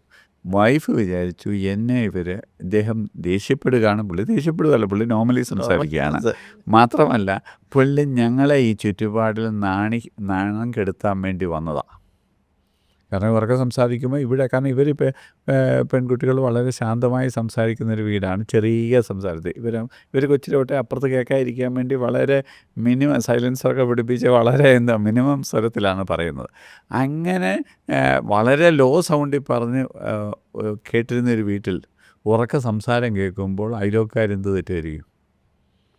ഇവിടെ വഴക്കോ പ്രശ്നമാണെന്ന്. ഇവിടെ വഴക്കൊന്നുമല്ല, നോർമൽ സംസാരം, പുള്ളിയുടെ നോർമൽ സ്വരമാണ്. പുള്ളി എത്ര കുറച്ച് പറഞ്ഞാലും അത് അല്പം കേൾക്കും. ഇതാണ്. അപ്പോൾ ഈ ഒരു കോൺഫിഡൻസ് ഞാനൊന്ന് വെച്ചിട്ട് ഞാൻ ഇവരെ ജിയോഗ്രഫി ഒന്ന് പഠിച്ചിട്ട് ഇവരോടൊന്ന് ഇത് എന്തുകൊണ്ടാണ് ഇങ്ങനെ ആയെന്ന് പറഞ്ഞപ്പോൾ ഇവർ ചിരിച്ചു. അപ്പോഴവർക്ക് മനസ്സിലായില്ല, കാരണം അറിഞ്ഞോട്ട് വളർത്തിയതല്ലെന്നും ഇത് സ്വാഭാവികമായിട്ട് രണ്ടുപേരും വളർന്നു വന്നപ്പോൾ ഒരാൾ വളരെ നെയ്ബേഴ്സ് വളരെ അടുത്തായതുകൊണ്ട് എന്നും ചെറുകെ സംസാരിച്ചു, വളരെ ചെറുകെ സംസാരിക്കുന്ന ഒരാളായി മാറിയെന്നും അദ്ദേഹം വളരെ നെയ്ബറിനോട് സംസാരിച്ച് ഉയർന്ന സ്വരമുള്ള ഒരാളായിട്ട് മാറിയെന്നും ഇത് പരസ്പരം കളിയാക്കാനോ നാണം കെടുത്താനോ അവമാനിക്കാനോ ഒന്നും പറയുന്നല്ലെന്നും ഇതുകൊണ്ട് സംസാരിക്കുന്നതാണ് പുള്ളിക്കാരിക്കത് കളിയാക്കലായിട്ടോ നാണം കെടുത്തുന്നതായിട്ടോ ഒക്കെ തെറ്റിദ്ധരിച്ചതെന്ന് മനസ്സിലായതോടെ എന്തോ അവരെ കുടുംബ പ്രശ്നത്തിൽ ഒരു അധ്യായത്തിന് വലിയ വ്യത്യാസം ഉണ്ടായി. അപ്പോൾ ഞാൻ പറഞ്ഞത് എന്തുകൊണ്ടാ ഓരോരുത്തരങ്ങനെ ആയി വരുന്നതെന്നൊരു ഒരു പരസ്പരം മനസ്സിലാക്കുമ്പോൾ എന്ത് കാര്യങ്ങളെ വളരെ കോമഡിയായിട്ട് തോന്നുകയും വളരെ തമാശയ്ക്ക് അത് എടുക്കാനും സാധിക്കും പറ്റും. ഇങ്ങനെ നമ്മൾ അങ്ങോട്ടും ഇങ്ങോട്ടും അങ്ങനെ വളരെ ചെറുപ്പം. അപ്പം നമ്മുടെ വ്യക്തിത്വ രൂപവൽക്കരണം പല പല ഘടകങ്ങളെ ആശ്രയിച്ചാണല്ലോ, അല്ലേ? അപ്പോൾ അതിങ്ങനെ വളർന്നു വരുമ്പോൾ തീർച്ചയായിട്ടും എന്തോ പറ്റും, നമ്മുടെ വ്യക്തിത്വത്തിലെ നമ്മുടെ സംസാര രീതി തന്നെ. ഇപ്പോൾ ഒരു 5 പേര് വിട്ടൊരു ചായ കൊടുക്കാൻ പറഞ്ഞാൽ ഈ 5 പേരും കൊണ്ട് കൊടുക്കുന്ന ചായ 5 രീതിയിലാണ്, ആണോ? അതെ, അല്ലേ? ഒരാളെ കൊണ്ട് കൈ കൊടുത്തിട്ട് എങ്ങനെയുണ്ട്, ചായയുടെ രുചി എങ്ങനെയുണ്ട്, ചൂടുണ്ടോ എന്നൊക്കെ ചോദിച്ചുകൊണ്ട് നിൽക്കുന്നു. ഒരാൾ മേശപ്പുറത്ത് വെച്ചിട്ട് തണുക്കുന്നതിന് മുമ്പേ കുടിക്കാമെന്ന് പറഞ്ഞിട്ട് പോകുന്നു, അല്ലേ? അപ്പോൾ തണുക്കുന്നതിന് മുമ്പേ കുടിക്കണമെന്ന് പറഞ്ഞ ആൾ കൺസേൺ ഉള്ള ആൾ, ചൂട് കുടിപ്പിക്കണമെന്നാണ്. പക്ഷേ കേട്ട ആളിന് എന്തോ ചെയ്തു, മേശപ്പുറത്ത് വെച്ചിട്ട് എനിക്ക് ചൂടാക്കാനൊന്നും വയ്യ, തണുക്കുന്നതിന് മുമ്പേ കുടിക്കണം എന്നൊരു ആജ്ഞാപിച്ച പോലെ തോന്നി. മറ്റൊരാൾ ചായ എന്ന് പറഞ്ഞിട്ട് മേശപ്പുറത്ത് വെച്ചിട്ട് പോയി, ഇല്ലേ? അങ്ങനെ എത്രയോ രീതിയിൽ ആ ചായ കൊടുപ്പിൽ നടക്കാം. ശരിയല്ലേ? അപ്പോൾ ഇതാണ്. അപ്പോൾ ഇങ്ങനെ വർഷങ്ങൾ കൊണ്ട് രൂപപ്പെട്ടതാണ് നമ്മുടെ ഈ സംസാര രീതി, പെരുമാറ്റ രീതി. ഇത് പലപ്പോഴും നമ്മൾ വിലയിരുത്തിയിട്ടില്ല. എൻ്റെ സംസാര രീതി അവരെ എങ്ങനെ ബാധിക്കുന്നതെന്ന് നമ്മൾ വിലയിരുത്തിയിട്ടേ ഇല്ല. അങ്ങനത്തെ സാധാരണഗതി ഒരു മനുഷ്യന് അതിൻ്റെ ആവശ്യം വരുന്നില്ല. ഉണ്ടോ? ഇല്ല. അപ്പോൾ അങ്ങനെ കൃത്യമായി മനസ്സിലാക്കുമ്പോഴാണ് പലർക്കും എൻ്റെ സംസാര രീതി എന്തുകൊണ്ട്. ഈ കുഞ്ഞിലെ തന്നെ ഈ വികാരങ്ങൾ പ്രകടിപ്പിക്കാൻ വിലക്കുള്ള വീടുകളുണ്ട്, അല്ലേ? അപ്പം ഇന്നലെ ഒരു പെൺകുട്ടിയെ കണ്ടു. അവൾ വളരെ ഉള്ളിൽ നല്ല റൊമാൻറ്റിക്കും ഭയങ്കര ലവിങ്ങും ഫ്രീ ചൈൽഡുമാണ്. എന്ന് പറഞ്ഞാൽ വളരെ ഫ്രീ ആയിട്ട് ഇടപെടുന്ന വളരെ ഒരു ഗിഗ്ലിങ് ടൈപ്പ് ഓഫ് പേഴ്സണാണ്. പക്ഷേ വീട്ടിൽ ഭയങ്കര റെസ്ട്രിക്ഷനായിരുന്നു, ആരോടും ഇടപെടുത്തത്തില്ലായിരുന്നു, വേണ്ടിയിട്ടില്ല. അതുകൊണ്ട് ഉള്ളിൽ അങ്ങനെയാണെങ്കിലും അവൾ ആരോടും എന്ത് ചെയ്യത്തില്ല, പരസ്യമായിട്ട് കൂട്ടുകൂടുകയോ ഉറക്കെ സംസാരിക്കുകയോ തമാശ പറയുകയോ അങ്ങനെ ഈവൻ ഒരു ആത്മമിത്രം പോലും ഇല്ല. പക്ഷേ ഉള്ളിൻ്റെ ഉള്ളിൽ നേരെ ഓപ്പോസിറ്റ് പേഴ്സണാലിറ്റിയാണ് ഇയാൾ. പക്ഷേ അത് എന്തുകൊണ്ട് ആ വീട്ടിൽ വികാരം പ്രകടിപ്പിക്കാൻ ഒരവസരം ഇല്ല, റെസ്ട്രിക്ഷനും ഉണ്ട്. ഇതുകൊണ്ട് 10-20 വർഷം ഇത് ആ ഭാവത്തിന് കൂച്ചുവലം കിട്ടപ്പോൾ എന്തോ പറ്റി, വിവാഹം കഴിച്ചപ്പോൾ ഈ പ്രകടിപ്പിക്കാൻ അറിയത്തില്ല. ഇദ്ദേഹത്തിന് നേരത്തെ ഒരു പ്രേമിക്കുന്നൊരു പെൺകുട്ടി ഉണ്ടായിരുന്നു. അവൾ ഭയങ്കര കൊഞ്ചലും തമാശക്കാരിയും ഭയങ്കര കുട്ടിക്കളിയുള്ള ആളായിരുന്നു. അപ്പം അവൾ ഇട്ടിട്ട് പോയതിൻ്റെ ഫ്രസ്ട്രേഷനിലാണ് ഇവളെ കല്യാണം. ഇപ്പം ഇവളിൽ നിന്ന് കുട്ടിക്കളി കിട്ടുമെന്ന് വിചാരിച്ചാണ് കിട്ടിയത്. ഉള്ളിൽ കുട്ടിക്കളി ഉള്ള ആളുമാണ്. പക്ഷെ എന്ത് ചെയ്യുന്നു, പ്രകടിപ്പിക്കാൻ അറിയത്തില്ല. പ്രകടിപ്പിക്കാൻ അറിയാത്തതുകൊണ്ട് എന്തോ പറ്റി, ഇവർ തമ്മിൽ ഭയങ്കര കെമിസ്ട്രി പ്രശ്നം ഉണ്ടായി. പക്ഷേ അവസാനം ഇവരെ മനസ്സിലാക്കി, ഇവളിലും നീ ഉദ്ദേശിക്കുന്ന കുട്ടികൾ ഇവിടെ ഉണ്ട്, പക്ഷേ അതൊന്ന് ഇത് രൂപപ്പെട്ട് വരാത്തതാണ്, അല്ലെങ്കിൽ ഒന്ന് പോളിഷ്ഡ് അല്ല. നീ ഒന്ന് പോളിഷ് ചെയ്തതിനെ എടുക്കുവാണെങ്കിൽ നല്ല ഫ്രീ ചൈൽഡായിട്ട് ഇടപെടാൻ പറ്റുന്ന ഒരാളാണ് ഈ കുട്ടി എന്നുള്ള ബോധ്യപ്പെട്ട് കഴിഞ്ഞപ്പോഴത്തെ ഹസ്ബൻഡ് ഹാൻഡ്ലിങ് ഒരല്പം മാറിയതോടെ ഇയാൾ എന്ത് ചെയ്തു, ഭയങ്കര വണ്ടർഫുൾ വൈഫായിട്ട് മാറി. കാരണം കേട്ടില്ലേ, 20 വർഷത്തെ കൂച്ചുവിലം ഒരാളുടെ വികാരത്തിനും പ്രകടനത്തിനും വളരെ വലിയ പരിവരുപ്പ് ഉണ്ടാക്കി. അല്ലേ? അതെ അതെ അതെ. അതുകൊണ്ട് നമ്മളറിയാത്ത ഒത്തിരി ഇപ്പോൾ ഈ പെരുമാറ്റങ്ങൾ രൂപപ്പെടുന്നതിൽ ഭയങ്കരമായി നമ്മുടെ ചുറ്റുപാടുകൾക്ക് നമ്മളെ സ്വാധീനിക്കാൻ പറ്റും. അങ്ങനെ ഓരോ വീട്ടിലെയും ആശയവിനിമയ രീതി ആ വീട്ടിലുള്ളവർ അങ്ങോട്ടും ഇങ്ങോട്ടും സ്വാധീനിക്കുന്നുണ്ട്. ഇപ്പോൾ പ്രത്യേകിച്ച് ദേഷ്യം വരുമ്പോഴും വികാരം വരുമ്പോഴും നമ്മൾ പെരുമാറുന്നത് വീട്ടിലെ ആരെങ്കിലും ഒരാളുടെ ശൈലിയിലായിരിക്കും. ഒന്നുകൂടെ പറഞ്ഞേ. നമ്മൾ ഈ എന്ന് പറഞ്ഞാൽ ചിന്തിച്ച് പെരുമാറാതെ വികാര തീവ്രതയിൽ നമ്മൾ പെരുമാറുമല്ലോ. അതെ. ആ പെരുമാറ്റത്തിൻ്റെ ഭാവങ്ങളും ടോണും വാക്കുകളും ചിലപ്പം നമ്മുടെ ആംഗ്യവിക്ഷേപങ്ങളും എല്ലാം വീട്ടിൽ നമ്മുടെ ഏതെങ്കിലും ഒരാളുടെ മോഡലിംഗ് ആയിരിക്കും. ഓ ശരി ശരി ശരി. ബോധം വരുമ്പോൾ നമ്മൾ കൺട്രോൾ ചെയ്യും. കണ്ടോളി. പക്ഷേ സ്പോണ്ടേനിയസ് ആയി പെരുമാറുമ്പോൾ നമ്മുടെ ഒറിജിനൽ ഭാവത്തിലേക്ക് നമ്മൾ കറക്റ്റ് ഒബ്സർവേഷൻ അത്. കറക്റ്റ് അതെ. വരും. അപ്പോൾ നമ്മുടെ വലിയച്ഛനോ അച്ഛനോ അമ്മയോ അല്ലെങ്കിൽ വല്യമ്മയോ അമ്മാവനോ ആരെങ്കിലും ഒരാളെ പോലെ നമ്മൾ പെരുമാറും. കാരണം അവരെ നമ്മൾ ഒബ്സർവ് ചെയ്ത് വളർന്നത്. ആ ഒബ്സർവ് ചെയ്ത ആളുകളുടെ ശരീരഭാഷയും ടോണും കൈയെടുപ്പും ഭാവചലനങ്ങളും ഒക്കെ നമുക്ക് ഒരു പരിധി വരെ നമ്മളൊക്കെ അഡാപ്റ്റ് ചെയ്തിട്ട്, ഇതൊന്നും കോൺഷ്യസ് ആയിട്ട് അഡാപ്റ്റ് ചെയ്തതല്ല, നമ്മളറിയാതെ കോൺസ്റ്റൻ്റ് ഒബ്സർവേഷൻ കൊണ്ട് നമ്മുടെ ജീവിതത്തിൽ സംഭവിച്ചത്. ശരിയല്ലേ? ശരിയാ. അതിനകത്ത് വൈകല്യങ്ങൾ കാണും, നല്ലത് കാണും. പക്ഷേ ഇതിൽ വേർതിരിച്ചെടുക്കാൻ നല്ലതും തീയതും തമ്മിൽ വേർതിരിച്ചെടുത്തിട്ടില്ല. അതിൽ നല്ലത് സ്വാംശീകരിക്കുകയും ആവശ്യമില്ലാത്ത ഉപേക്ഷിക്കാനും നമുക്ക് കഴിഞ്ഞാൽ നമുക്ക് റിഫൈൻഡ് ആയിട്ടുള്ളൊരു വ്യക്തിത്വമായിട്ട് മാറാൻ സാധിക്കും, പറ്റും. അതുകൊണ്ട് നമ്മൾ മറ്റെന്തും പോലെ നമ്മുടെ ഈ പെരുമാറ്റ രീതിയിലെ നന്മയും തിന്മയും ഒന്ന് വിലയിരുത്താനും ഇതെൻ്റെ വ്യക്തിബന്ധങ്ങളെ എങ്ങനെ സ്വാധീനിക്കുന്നെന്ന് ചിന്തിക്കാനും കഴിഞ്ഞാൽ നമുക്കെന്താ പറ്റും? നമ്മുടെ വൈകല്യങ്ങളെ മാറ്റിയെടുക്കാൻ പറ്റും അല്ലേ? ചിലർ എപ്പോഴും ഭയങ്കര ഓർഡറും ആജ്ഞയും ഗൗരവത്തിലും മാത്രം സംസാരിക്കുന്നവരുണ്ട്, ഇല്ലേ? അതേസമയം മറ്റു ചിലർ എന്താ ഉണ്ടോ, എപ്പോഴും തമാശയും രസവും കുട്ടിക്കളിയുമായിട്ട് പോകുന്നവരുണ്ട്, ഇല്ലേ? ചിലരാണെങ്കിൽ സ്നേഹം കൊണ്ട് നമ്മളെ അങ്ങ് ഉപ്പിലിടുന്ന പോലെ പെരുമാറുന്നവരുണ്ട്. ചിലർ കമ്പ്യൂട്ടർ സംസാരിക്കുന്ന പോലെ മാറ്റർ ഓഫ് ഫാക്റ്റായിട്ട് ഒരു വികാരപ്രകടനവും ഇല്ലാതെ ചായ വേണം, 4 മണിക്ക് വരിക, എൻ്റെ പേരെന്താ എന്നാന്ന് പറഞ്ഞാൽ ഭാവവ്യത്യാസമില്ലാതെ പെരുമാറുന്നവരുണ്ട്, ശരിയല്ലേ? ചിലരാണെങ്കിൽ അടിച്ചു മുറിച്ച് സംസാരിക്കത്തുള്ളൂ, ദേഷ്യപ്പെട്ട് ആരോട് പിണങ്ങി വന്ന പോലെ ചുമ്മാതെ ഒരു അരോചകമായി പറഞ്ഞ് നമ്മൾ ഇറിറ്റേറ്റ് ചെയ്യുന്നവരുണ്ട്, ഉണ്ടോ ഇല്ലേ? അവർ മിക്കപ്പോഴും ഈ അരോചകമായി സംസാരിക്കുന്നവരുണ്ട്, മിക്കപ്പോഴും സ്നേഹമായിട്ട് സംസാരിക്കുന്നുണ്ട്, മിക്കപ്പോഴും ആജ്ഞയിലും ഓർഡറും ഭയങ്കര ഗൗരവഭാവത്തിൽ ഇടപെടുന്നവരുണ്ട്. അവരെ നമുക്ക് അപ്രോച്ചബിൾ അല്ലേ, നമ്മൾ ഇച്ചിരി ദൂരെ നിൽക്കേ ഉള്ളവരുണ്ട്, ശരിയല്ലേ? സത്യം. അപ്പോൾ ഇങ്ങനെ കണ്ടില്ലോ, ആളുകൾക്ക് ബേസിക് ഭാവങ്ങൾ തന്നെ വ്യത്യാസമുണ്ട്. നമ്മൾ സിനിമ നടന്മാരെ എടുത്താൽ ഓരോരുത്തരുടെ നമ്മുടെ മനസ്സിൽ പല ഭാവങ്ങളാണ്. രാഷ്ട്രീയ നേതാക്കന്മാരെ എടുത്ത് ഓരോരുത്തരുടെയും ലീഡേഴ്സിൻ്റെയും ഈ ഭാവങ്ങളിൽ കനത്ത വ്യക്തിത്വ വ്യത്യാസം ഉണ്ട് അല്ലേ? ചിലർ ഭയങ്കര അപ്രോച്ചബിളാണ്, ചിലർ ഒട്ടും അപ്രോച്ചബിളല്ല.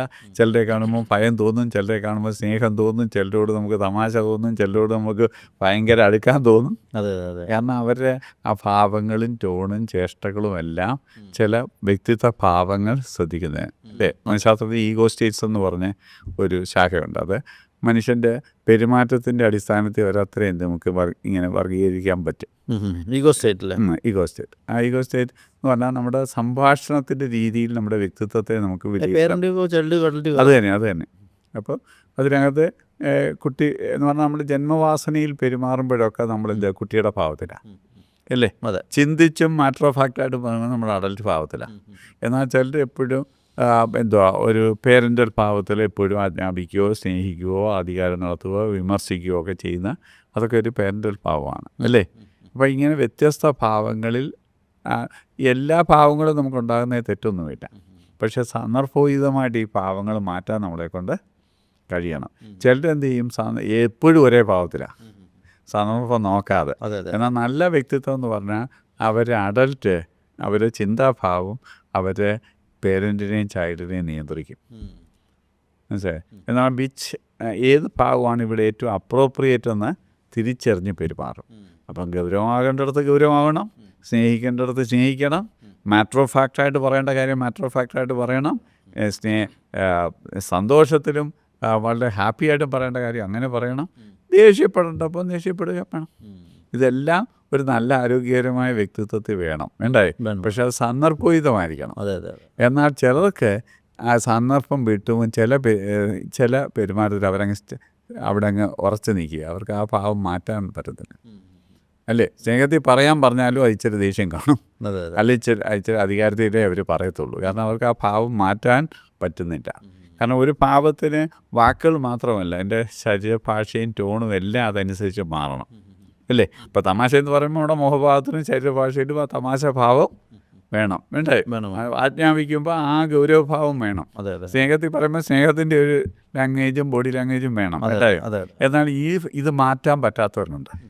എന്നിട്ട് എന്ത് ചെയ്യും? ചില ഭാവങ്ങളിൽ അവരങ്ങ് ഉറച്ച് നിൽക്കും, മറ്റ് ഭാവങ്ങളിലേക്ക് അവർക്ക് ഷിഫ്റ്റ് ചെയ്യാൻ പറ്റില്ല. അങ്ങനെ വരുമ്പോഴാണ് അവർക്ക് ചില സന്ദർഭത്തിൽ അപ്രോപ്രിയേറ്റായിട്ട് പെരുമാറാൻ പറ്റുമോ? അതെ അതെ അതെ.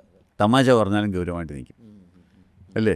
അല്ലെ ഗൗരവമായി നിൽക്കേണ്ടിടത്തും തമാശ പറയും, അല്ലേ? അതെ. സ്നേഹമായിട്ട് പറയേണ്ടതും ചിലപ്പോൾ അവർ ഗൗരവമായിട്ട് പറയും, അല്ലേ? അതെ അതെ. അല്ലെങ്കിൽ മാറ്റർ ഓഫ് ഫാക്റ്റായിട്ട് സംസാരിക്കേണ്ട ഇപ്പം കുഞ്ഞ് കളിച്ചുകൊണ്ടിരിക്കുക, അല്ലെങ്കിൽ ദേഷ്യത്തിൽ സംസാരിക്കുക. ഇങ്ങനെ ഭാവം സന്ദർഭോചിതമായിട്ട് മാറ്റാൻ പറ്റാത്തവർക്ക് സന്ദർഭോചിതമായിട്ട് പെരുമാറാൻ പറ്റത്തില്ല. നല്ലൊരു വ്യക്തിത്വമാണെങ്കിൽ എന്ത് ചെയ്യും? സന്ദർഭം അനുസരിച്ച്. ഇപ്പോൾ ഒരു പോലീസുകാരൻ പോലീസ് സ്റ്റേഷനിൽ ഇരിക്കുന്ന ആൾ തന്നെയാണ് അപ്പൻ. അപ്പം വീട്ടിൽ വരുമ്പം പോലീസ് സ്റ്റേഷനിൽ ഇരിക്കുന്ന SI അല്ല, ആണോ? അല്ല. അദ്ദേഹം ഭാര്യ ഇറമ്പി കിടക്കറയിൽ വരുമ്പം ഭർത്താവാകുക, അപ്പം ആരല്ല? പോലീസുകാരൻ അല്ല, അല്ലേ? സ്വന്തം അപ്പൻ്റെ ഇറമ്പി ചെല്ലുമ്പോൾ മകനാണ്, അപ്പം മകനായിട്ട് പെരുമാറാൻ കഴിയണം. കൊച്ചിൻ്റെ ഇറമ്പി വരുമ്പോൾ ആന കളിക്കാനും കുട്ടി കളിക്കാനും പറ്റണം. അങ്ങനെ വന്നെങ്കിലേ ഈ വ്യത്യസ്ത റോളുകളിൽ ഇയാൾക്ക് ഫങ്ഷൻ ചെയ്യാൻ പറ്റുന്നു. ചിലരാണെങ്കിൽ ഓഫീസും കൊണ്ട് വീട്ടിലോട്ട് വരും, എപ്പോഴും ആ ഭാവമാണ്, അവർക്ക് മറ്റൊരു ഭാവത്തിലേക്ക് മാറാൻ പറ്റത്തില്ല. അപ്പോൾ എന്ത് ചെയ്യും? ആ റോളിൽ ഭംഗിയായിട്ട് ചെയ്യും, പക്ഷേ മറ്റു റോളുകൾ ഡിസ്ഫങ്ഷനിലാവും. ശരിയല്ലേ? ഇതൊരു സിനിമ പോലെ തന്നെയല്ലേ? പക്ഷേ ജീവിതം എന്ന് പറഞ്ഞത് ഈ സന്ദർഭോചിതമായിട്ട് മാറാനും കഴിഞ്ഞാൽ എന്താ പറ്റും? നമുക്ക് എല്ലാ റോളുകളും ഭംഗിയായിട്ട് പെരുമാറാൻ പറ്റും. അത്രയും ഫ്ലെക്സിബിലിറ്റി വ്യക്തിത്വത്തിൽ ഉണ്ടാക്കിയെടുക്കും. അത്രയും അവബോധവും നമുക്ക് വേണം. ഇത് അവയർനെസ് ഇല്ലാത്തതുകൊണ്ടാണോ ഇങ്ങനെ മിസ്കമ്മ്യൂണിക്കേഷൻ? കുറച്ച് അവയർനെസ് ഈ നമ്മൾ ചിന്തിക്കുന്നില്ല. കാരണം ഒരു സ്റ്റേജിൽ നമ്മൾ ഒത്തിരി മണിക്കൂർ ഇരിക്കുമ്പോൾ അറിയാതെ നമ്മുടെ വ്യക്തിത്വത്തിൽ അതൊരു പ്രിഡോമിനൻ്റ് ഭാവമായിട്ട് അങ്ങ് മാറും. നമ്മൾ അറിയുന്നില്ല. പക്ഷേ ഇപ്പം ഞാൻ ഡയറക്ടറായിരിക്കുന്ന ഞാൻ വീട്ടിലോട്ട് പോകുമ്പം ഭർത്താവായിട്ടാണ് പോകുന്നത്, അപ്പനായിട്ടാണ് പോകുന്നത്, എനിക്ക് കൊച്ചുമോനുണ്ട് വലിയപ്പനായിട്ടാണ് പോകുന്നത് എന്ന് തിരിച്ചറിഞ്ഞാൽ എന്താ പറ്റും? നമ്മൾ ആ റോളൊക്കെ മാറ്റി അഴിച്ചു വെച്ചിട്ടാണ് ഈ റോളിലേക്ക് മാറുന്നത്. ആ ഭാവപ്പകർച്ച നമുക്ക് അറിയത്തില്ലെങ്കിൽ എന്താ പറ്റും? അതെ. അപ്പം കൊച്ചുമോൻ സമയിക്കുന്ന കുഞ്ഞുകളെയും കൊണ്ട് എനിക്ക് ഡയറക്ടറായിട്ടിരിക്കാൻ പറ്റത്തില്ല. പറ്റത്തില്ല. പക്ഷേ കൊച്ചുമോൻ തമ്പി കുഞ്ഞു കളിച്ചില്ലെങ്കിൽ അവൻ എൻ്റെ തോളത്ത് വരത്തും ഇല്ല. അവനോടൊപ്പം കുട്ടികളെ നടത്താനും പറ്റത്തില്ല. ഈ ഭാവങ്ങളിലേക്കുള്ള ഫ്ലെക്സിബിലിറ്റി ചെയ്യാൻ നമുക്ക് കഴിവുണ്ടെങ്കിൽ നമുക്ക് നല്ലൊരു വ്യക്തിത്വമായിട്ട് എല്ലാ റോളും ഭംഗിയായിട്ട് ചെയ്യാൻ പറ്റും. പക്ഷേ അതിന് ഒരു സർക്കസുകാരൻ കളിക്കുന്ന പോലെ ജീവിതത്തിൽ നല്ലൊരു നടനാകണം, ജീവിതത്തെ മാറ്റിമറിക്കണം. എങ്കിലേ നമുക്ക് ആ ഭാവവ്യത്യാസം സാധ്യം ആകുകയുള്ളൂ. അങ്ങനെ ചെയ്യാൻ പറ്റുമെങ്കിൽ കുടുംബത്തിലെ എല്ലാ റോളും നമുക്ക് ഭംഗിയായിട്ട് കൊണ്ടുപോകാൻ പറ്റും. എന്നാൽ ചിലർക്ക് ചില റോളിൽ ഫിറ്റാണ്, പക്ഷേ ചില റോളുകളിൽ ഭയങ്കര അവിടെ നിന്ന് ഇറങ്ങുന്നില്ലല്ലോ. ആ ഒരു ഫ്ലെക്സിബിലിറ്റി ഇല്ലാത്തതാണ് പ്രശ്നം. അത് പെട്ടെന്ന് 10-20 വർഷം വെച്ചിട്ട് പെട്ടെന്ന് ഫ്ലെക്സിബിൾ ആകാനും പറ്റില്ല. നീഡ് ട്രെയിനിങ് നല്ല ഒരു പരിശീലനം കിട്ടിയെങ്കിലേ ആ മാറ്റം ഉണ്ടാക്കിയെടുക്കാൻ പറ്റത്തുള്ളൂ. കാരണം ഒത്തിരി വർഷം ആകുമ്പോഴത്തേക്ക് അതാണ് കണ്ടീഷൻ്റെ ആയിപ്പോവും. അതെ. ഈ ഭാര്യയും ഭർത്താവും തമ്മിലുള്ള മിസ്കമ്മ്യൂണിക്കേഷനിൽ ഈ പറഞ്ഞ പോലെ ഇപ്പോൾ ഭർത്താവ് അയാൾ ഒരുപക്ഷെ സെൽഫ് അനലൈസ് ചെയ്യുന്നില്ല, അതുകൊണ്ടല്ലേ ഈ പ്രശ്നം സ്റ്റാർട്ട് ചെയ്യുന്നത്. ഭാര്യയാണെങ്കിൽ ഈ അവർക്ക് ആ സ്വയാവബോധത്തിലേക്ക് അവരെ നയിക്കുക. അപ്പോൾ ഏത് റോളിൽ ക്യാരക്ടർ ഫോർമേഷൻ ചെറുപ്പം മുതലേ കണ്ട് വളർന്നുകൊണ്ട് പിന്നെ അങ്ങ് അവെയർ ആകാൻ പറ്റുന്നില്ല അല്ലേ? പറ്റുന്നില്ല. അവർ ഇങ്ങനെ ചിന്തിക്കുന്നില്ല. ഇവർക്ക് പലയിടത്തും മിസ്ഫിറ്റ് ആകുന്നുണ്ട്. പക്ഷേ എന്തുകൊണ്ടാണ് മിസ്ഫിറ്റ് ആകുന്നതെന്ന് ആർക്കും അവബോധമുണ്ട്. ഇവർ പരസ്പരം കുറ്റപ്പെടുത്തുക. എന്നാൽ എൻ്റെ പലപ്പോഴും ഈ ഫ്ലെക്സിബിലിറ്റി ഇല്ലായ്മ കൊണ്ടാണ് എനിക്ക് ചില റോളുകളിൽ മറ്റേയാളെ സംതൃപ്തിപ്പെടുത്താൻ പറ്റാത്തതെന്ന് തിരിച്ചറിഞ്ഞാൽ വല്ലവരെയും കുറ്റപ്പെടുത്തുന്നതിന് പകരം നമ്മളെന്ത് ചെയ്യും? നമ്മളെ തിരുത്താൻ നോക്കും. ആ തിരിച്ചറിവാണ് നമ്മുടെ ജീവിതത്തിൽ മാറ്റങ്ങൾക്ക് നയിക്കുന്നത്. അപ്പോൾ അടിസ്ഥാനപരമായിട്ട് ആദ്യം വേണ്ടത് സെൽഫ് അനാലിസിസ് ആണോ അവയർനെസ് ആണോ? സെൽഫ് അവബോധം. ആ പ്രശ്നം മനസ്സിലാക്കിയിട്ട് അതിനെ അനലൈസ് ചെയ്യണം. സ്വയം പറ്റുന്നില്ലെങ്കിൽ എക്സ്പേർട്സിൻ്റെ ഹെൽപ്പ് വേണം. ചിലപ്പോൾ ആ മാറ്റിയെടുക്കുന്നതിന് ഒരു എക്സ്പേർട്ടിൻ്റെ ഹെൽപ്പ് വേണം. ഈ സ്വയമേ പറ്റാത്തതിന് കാരണം ആ ബുദ്ധിയുടെ നില അത്രയും വളരാത്തതുകൊണ്ടാണോ? അല്ലല്ല, അത്രയും വിലയിരുത്താൻ അത്ര അലയുണ്ടായിപ്പോയി ആ വിഷയമായിട്ടല്ല അതെങ്ങനെ മാറ്റേണ്ടതെന്ന് പലർക്കും അറിയത്തില്ല. വർഷങ്ങൾ കഴിയുമ്പോഴത്തേക്ക് അത്ര ആ ഫ്ലെക്സിബിലിറ്റി അവർക്ക് ചിലർക്ക് എനിക്ക് ആ ഭാവം ഇല്ലെന്നറിയാം, പക്ഷേ എങ്ങനെ മാറ്റിയെടുക്കേണ്ടതെന്ന് അറിയത്തില്ല. അവിടെയാണ് ചില ട്രെയിനിങ്ങും പരിശീലനവും ആവശ്യമാണ്. ഇപ്പം ഞാൻ ഇപ്പം അങ്ങോട്ട് സംസാരിച്ചുകൊണ്ടിരുന്നപ്പോൾ എനിക്ക് മനസ്സിലാക്കാൻ സാധിക്കുന്നത് നല്ലൊരു കുടുംബം നമുക്ക് ബിൽഡ് ചെയ്യണമെങ്കിൽ we have to learn every aspect of this എല്ലാ ഏരിയാസ്. മനസ്സിലായി, തീർച്ചയായിട്ടും. ആക്റ്റീവ് ലിസണിങ് എനിക്ക് ഞാൻ പഠിച്ചുകൊണ്ടിരിക്കുമായിരുന്നു അങ്ങനെ ആക്റ്റീവ് ലിസണിങ്. ഞാൻ ഇത്രമാത്രം അപ്പം നമ്മൾ പല റിലേറ്റ് ചെയ്യുക പല ഇഷ്യൂസ്, പല കാര്യങ്ങൾ കണ്ടതും കേട്ടതും പഠിച്ചതും എക്സ്പീരിയൻസ് ചെയ്തതും. Active listening, love language very important. Love ലാംഗ്വേജിനെ കുറിച്ച് പറഞ്ഞു. അതുപോലെ പിന്നെ ഇൻറ്റർണൽ കോൺഫ്ലിക്റ്റ് ഉണ്ടാകുന്നതിന് പ്രധാനപ്പെട്ട റീസൺസ് പറഞ്ഞു അല്ലേ. അങ്ങനെ ഏതെല്ലാം ഏരിയാസ് നമ്മൾ കവർ ചെയ്തു, ഒരുപാട് ഏരിയാസ് കവർ ചെയ്തു. അപ്പോഴാണ് കമ്മ്യൂണിക്കേഷൻ ശ്രദ്ധിക്കേണ്ട കാര്യങ്ങൾ. അതെ. അപ്പോഴാണ് ഒരു കുടുംബം ശരിക്കും ഇതൊരു ഡെവലപ്പ് ചെയ്യേണ്ട ഒരു സ്കില്ലാണ്. നമ്മൾ അതൊരു ജീവിക്കാൻ പഠിക്കണമെങ്കിൽ ഇതൊക്കെ വേണം. അതെ. നമ്മൾ പഴയ ആളുകൾക്ക് കെമിസ്ട്രിയും ഫിസിക്സും സുവോളജിയും ഒന്നും അറിയത്തില്ലായിരുന്നു. അതെ. പക്ഷേ ഇതുപോലുള്ള പ്രാക്ടിക്കൽ കാര്യങ്ങൾ വളരെ ഇൻഫോർമലായിട്ട് പഠിപ്പിക്കുന്നുണ്ടായിരുന്നു. അതെ. നമ്മൾ ഇന്ന് എത്ര വലിയ കാര്യങ്ങൾ പഠിക്കാൻ പോകുമ്പോൾ ജീവിത നൈപുണ്യങ്ങൾ പഠിക്കാൻ നമ്മൾ മറന്നുപോകും. അതുകൊണ്ട് ജീവിതത്തിൽ തോക്കുന്നു മറ്റേതോ വിജയത്തിന് വേണ്ടി നമ്മൾ പരിശ്രമം നടത്തും അല്ലേ. അതെ. മറ്റെന്ത് നേടിയാലും ജീവിതം തോറ്റുപോയാൽ പരാജയമല്ലേ. അല്ലേ, ജീവിതം എന്ന് പറഞ്ഞാൽ life is just one time offer അല്ലേ. അപ്പോൾ അത് വളരെ മനോഹരമാക്കാൻ വേണ്ടി ശ്രമിക്കണം. അതിനുവേണ്ടി നടത്തുന്ന ഇൻവെസ്റ്റ്മെൻറ്റോ റിഫ്ലക്ഷൻസോ ഒന്നും ഒരു നഷ്ടമല്ല, അതൊരു വലിയ ഇൻവെസ്റ്റ്മെൻറ്റാണ് അല്ലേ. തിരിച്ചറിവിലേക്ക് അതെ, ഭയങ്കര ഇതൊരു പഠിക്കേണ്ട ഒരു സ്കില്ലാണെന്നുള്ളൊരു കാര്യം എനിക്ക് അങ്ങയുടെ കയ്യിലാണ് കിട്ടുന്നത്. ശരിക്കും പഠിക്കേണ്ട സ്കില്ല് തന്നെയാണ്, സംശയമില്ല. അത് നമ്മുടെ കുടുംബത്തിലും എല്ലായിടത്തും നമുക്കത് കൊച്ചിലെ തൊട്ടൊരു പരിശീലനം കിട്ടുവാണെങ്കിൽ അത് പറ്റും. ഇത് നമ്മൾ ഇത്തരം കാര്യങ്ങളെക്കുറിച്ചൊന്നും നമ്മളിപ്പോഴും സീരിയസ് ആയിട്ട് അറിയുന്നില്ല. നമുക്ക് മറ്റു പല വിഷയങ്ങളെക്കുറിച്ച് അറിയാവുന്നത് കൊണ്ട് ഇതൊക്കെ എനിക്ക് അറിയാമെന്ന് വിചാരിച്ചങ്ങ് ജീവിക്കുക. പക്ഷേ പ്രാക്ടിക്കൽ ലൈഫിൽ ഈ സ്കില്ലുകളുടെ അഭാവം നമ്മളെ ഒത്തിരി രംഗത്ത് പരാജയത്തിലേക്ക് നയിക്കും. ശരിക്കും ഈ വിഷയത്തെ ഇങ്ങനെ വിവരിക്കാനായിട്ട് സാധിക്കുന്ന ഈ ഇത്രയും വർഷങ്ങളുള്ള എക്സ്പീരിയൻസും അല്ലേ, അതാണ് അല്ലേ. അതും അത് ജീവിതവുമായിട്ട് നമ്മൾ പ്രാക്ടിക്കലായിട്ട് തട്ടിച്ച് നോക്കുമ്പോൾ നമുക്കതിൻ്റെ ഓരോ ആസ്പെക്ട്സുകളും വിലയിരുത്താൻ പറ്റുന്നതാണ്. Experience is the best teacher എന്ന് പറയുന്നത് അല്ലേ, അനുഭവം അല്ലേ. അനുഭവങ്ങൾ ഒത്തിരി, ഒരുപാട് കേസസ് അല്ല, 10,000-കണക്കിന് അനുഭവങ്ങൾ, ഒത്തിരി അനുഭവങ്ങൾ ഒത്തിരി അല്ലേ, കണക്കില്ലാതെ എല്ലാ ദിവസവും ഇങ്ങനെ പുതിയ അനുഭവങ്ങൾ ഇങ്ങനെ കിട്ടിക്കൊണ്ടിരിക്കുകയല്ലേ. അങ്ങനെയാണ് നമ്മൾ മോൾഡ് ചെയ്യപ്പെട്ടുകൊണ്ടിരിക്കുക. നമ്മൾ മോൾഡ് ചെയ്യുക, നമ്മളിൽ ലേൺ ചെയ്യുക. ഇതൊരു അൺഎൻഡിങ് പ്രോസസ്സാണ്. കാരണം മനുഷ്യൻ എന്ന് പറഞ്ഞാൽ സോ കോംപ്ലക്സ്. അവനെ ഒരിക്കലും നമുക്ക് പഠിച്ച് തീർക്കാൻ പറ്റില്ല. പുതിയ അനുഭവങ്ങൾ പുതിയ തലത്തിലേക്ക് മനുഷ്യനെ നയിച്ചുകൊണ്ടിരിക്കുകയാണ്. എത്രയോ പുതിയ അനുഭവങ്ങൾ ഓരോ ദിവസവും കേൾക്കുന്നു. സോ ഇപ്പോഴും ഞാൻ അതിനകത്ത് ഞാനും സ്റ്റുഡൻ്റാണ്. I am also learning.